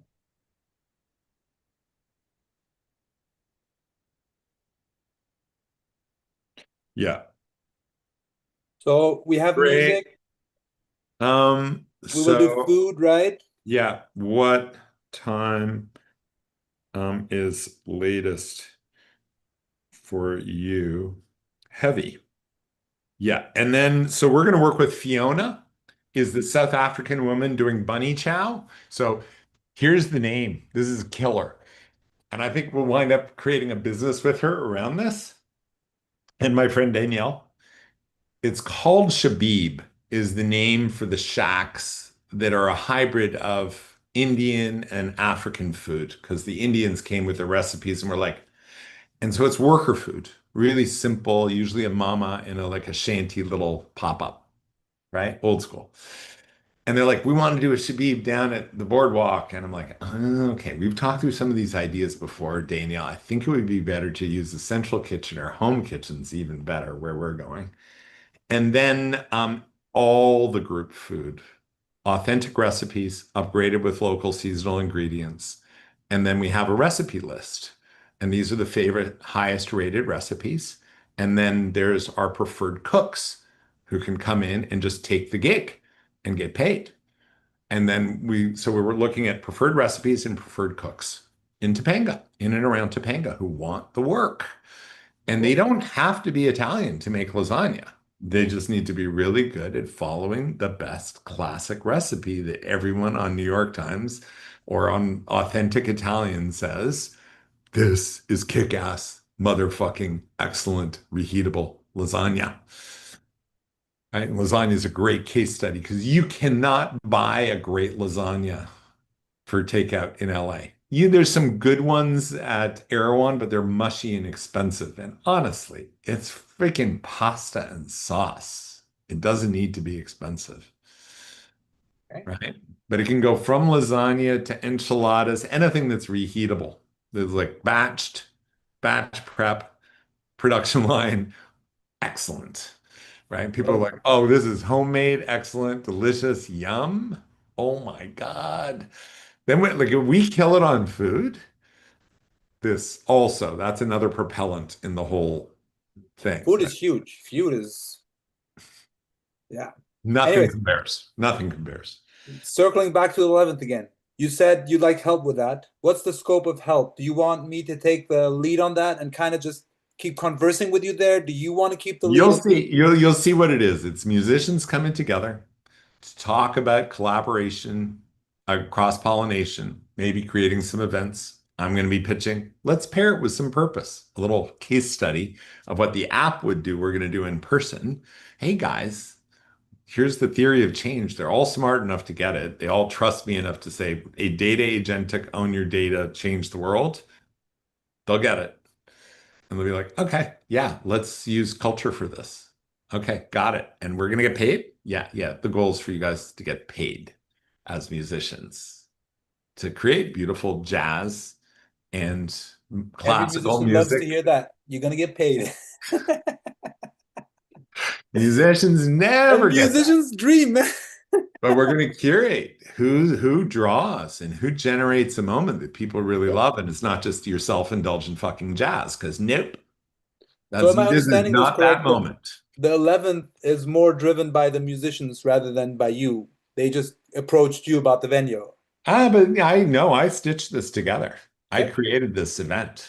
I Cool. created this one. I'm like, and I was like, you guys need to connect. But then I'm like, not thinking dual purpose like I should, going like, oh, I've got the most important project in the world that will transform things. Y'all are musicians, and I love that you care about your music and your careers and your creativity. Can you please use it for a revolution?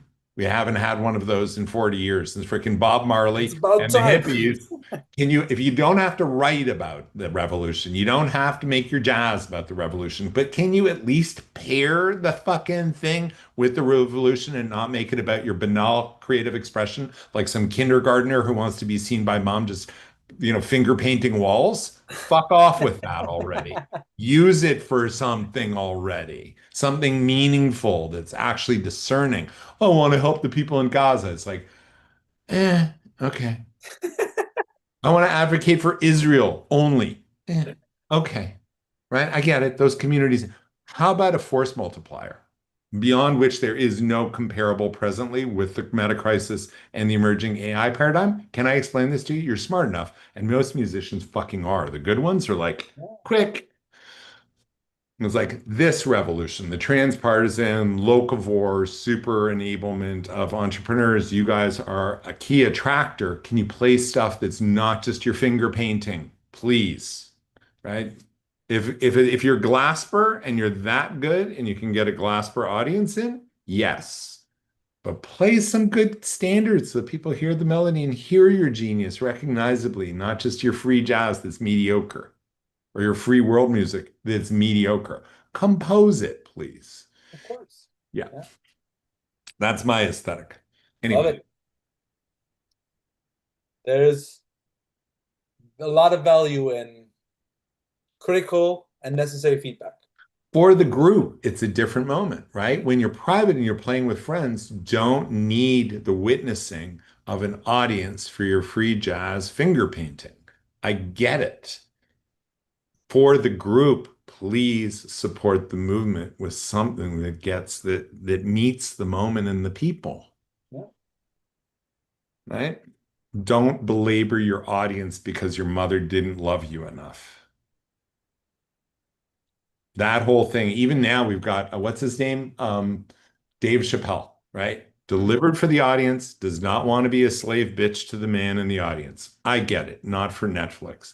But to make people come to your property and do mediocre off the hand like stuff, do that with your friends in a small group of hardcore devotees, not people paying $40. No. That's that finger painting because mom didn't give me enough attention versus I'm here for something, right? And I want to be an attractor so that the reputation of the whole brand is one of we're doing it with you for you, and this is me in that context. I'm sketching out a little bit of like an art complaint thing that I have. Mhm. And an invitation through that, just clarifying it. It needed to be expressed because I witnessed it and I'm like, oh, Robert Glasper, magnificent example of collaborative with his team, passing the freaking wand and the mic around to his collaborators, and weaving it as the orchestrator, and very experimental, but masters of masters doing it, right? That's different. And I'm sure he will go free jazz in his bathroom and know to distinguish when to be an entertainer for the people that still reflects his genius and his team's genius, but it's not needing an audience to witness him in his finger painting.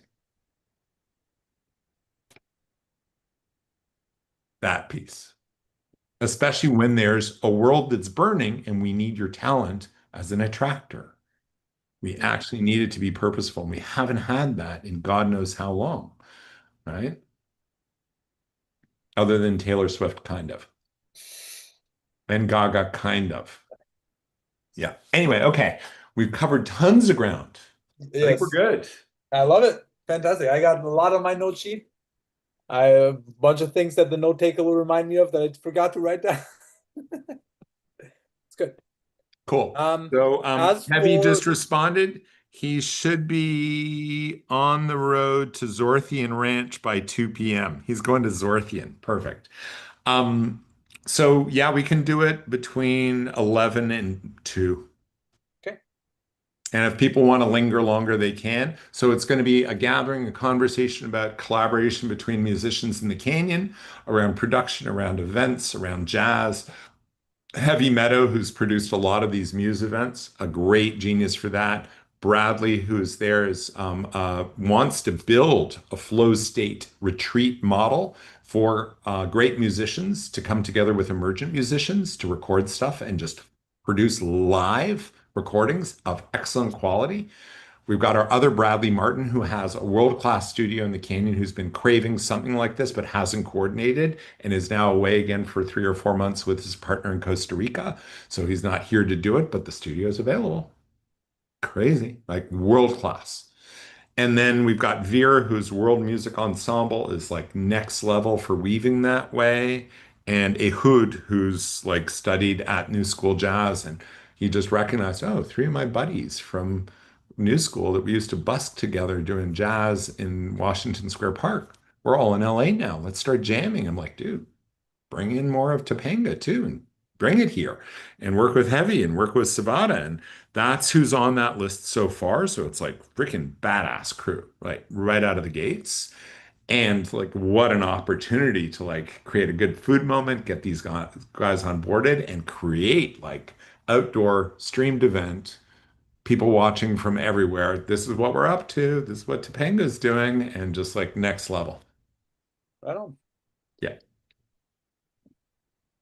As for the Friday meeting, other than my thoughts for my Q1 and Q2 and KPIs and stuff, is there anything you need help with or preparation with for the Friday meeting? Um, I've got that outline put together. I'd love your feedback to see if there's any gaps. I'm preparing a doc to explain the what it is now. It's really getting down to 2 or 3 pages for the whole mega motherfucker of the whole thing. Everyone's really going to be running their own projects. Gaps analysis is going to be important. Not all of it happens from within each group, but I want people to really reflect on what they're doing. If the Telegram isn't where people are, let's switch over to WhatsApp if people are there, and or have a dedicated core SMS. If, this is the most important project in the world, one of the tests of this group is going to be, can I enter your SMS? If I can't, maybe you shouldn't be working here. If You you should don't be get able that to. this, if you're not getting that this is the most important project in the world from an AI, local economics, scalable perspective that actually addresses the meta crisis and our political thing, if you're not getting that, read through the docs again, or maybe you shouldn't be here. I mean, to be quite fair, it doesn't matter where you work, you should be able to answer an SMS. Just I mean, no, there's some people where it's like, no, that's personal, and I get it, but I'm like, is the world burning or isn't it? Do you say that you care about that or you don't? Oh, I don't. Well, then maybe really we're going to find someone else to do the job. Because if I'm paying you and you're not on mission enough to get it, yeah, at makes this sense. point, for my own self-respect, I need to stop pandering to the confusion of people who've entered just for the money and for the entertainment that this is not really a thing. If they're still living in that, I can't have it in my field. Okay, Yeah. that's I can respect that. Thank you. Self-respect. No, it's important. I think no, I know it's not about thinking. Your biggest job is actually that to hold the ship together, to hold the energy together, and that sometimes means making the tough calls of what is distracting that holding together. And if there's energy that's not that, then it has to go. Especially in the beginning. No, once it expands and becomes bigger, you will have components that don't really care that much. That's just how businesses run, right? Yeah. But the core beginning, I think that awareness is going to become key for this to become successful and gain momentum. Yeah. No, that's what's in my mantra is that I'm like to be imaginal cell one, or even just this project in whatever scale it aspires to and actually achieves. To be that is a point of resonance and clarity and incision, right? Like clear incisiveness. And if I don't hold that vibration, both with the aspiration, the intent, and the knowledge that I actually have that there's nothing better out there right now that even comes close, then I'm not holding the center, not just of the vision, but the resonance and the confidence and the clarity for me to be able to make choices in my life to say, no music gathering if it's banal. Oh, music gathering if it's aligned. awesome. It changes the way I dance, like completely. Absolutely. Yeah. Agreed. Say, Alignment. that's why one of the reasons I want to hang with you is because that thing about your own resonance to food is this thing, is the thing. That's the thing. Mm, alignment and every step we take, I think they'll change everybody's life. There can be so many systems, there can be so many frameworks and books and stuff, but if you don't understand that it's all about you have to align the pieces to who you are, and that's the only way. Yeah. And that's the other piece that I got through it is like, the more that I'm clear, hyper clear and discerning, the more that I earn the respect and have the magnetic features to do the main force multiplier of this, which is to attract the optimally aligned creators, influencers, leaders, and funding that will get it at the top level and be like, how much do you need? Where do I write the check? What's your first goals? Hit those marks, and it's like a freaking fire hose for you guys. Go. Here's who you need. Here's in my network who you need in. That was the response with Mihaela, this woman from Singularity Net. She literally said, we're going to start a working group within Singularity Net around this project because we've needed it. It's not Ray Kurzweil's thing. It's the guy who invented the phrase AGI and created open source AGI development as a blockchain DAO. Has had some wonkiness because they weren't clear about their governance process with a crypto partner. That's fumbled a bit, but they have 20 to 40 million market cap still. I think they have funds to deploy, and more than anything, they have the values line talent pool to develop this. Like killer. You talking about that just reminded me of something I wanted to talk to you about today. I've been reading into Quartal, Yeah. been informing myself, educating myself. Um, we will have to run a node. I'm assuming that's going to happen in your garage or wherever, right? No, we're going to run it on our companion intelligence box that is on the top of my list to get a companion intelligence box ordered and start to work on architecture with them. And I'm going to place it here in my, I'm going to get 5 gig internet because I can.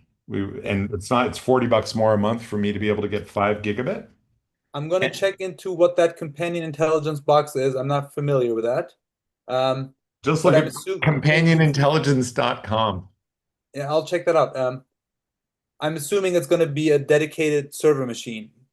Yeah, because one thing that they were talking about is really important for the security and the safety of the network. It has to be a machine that's used for nothing else but the machine. Yeah, this one will be used for companion intelligence and Coral.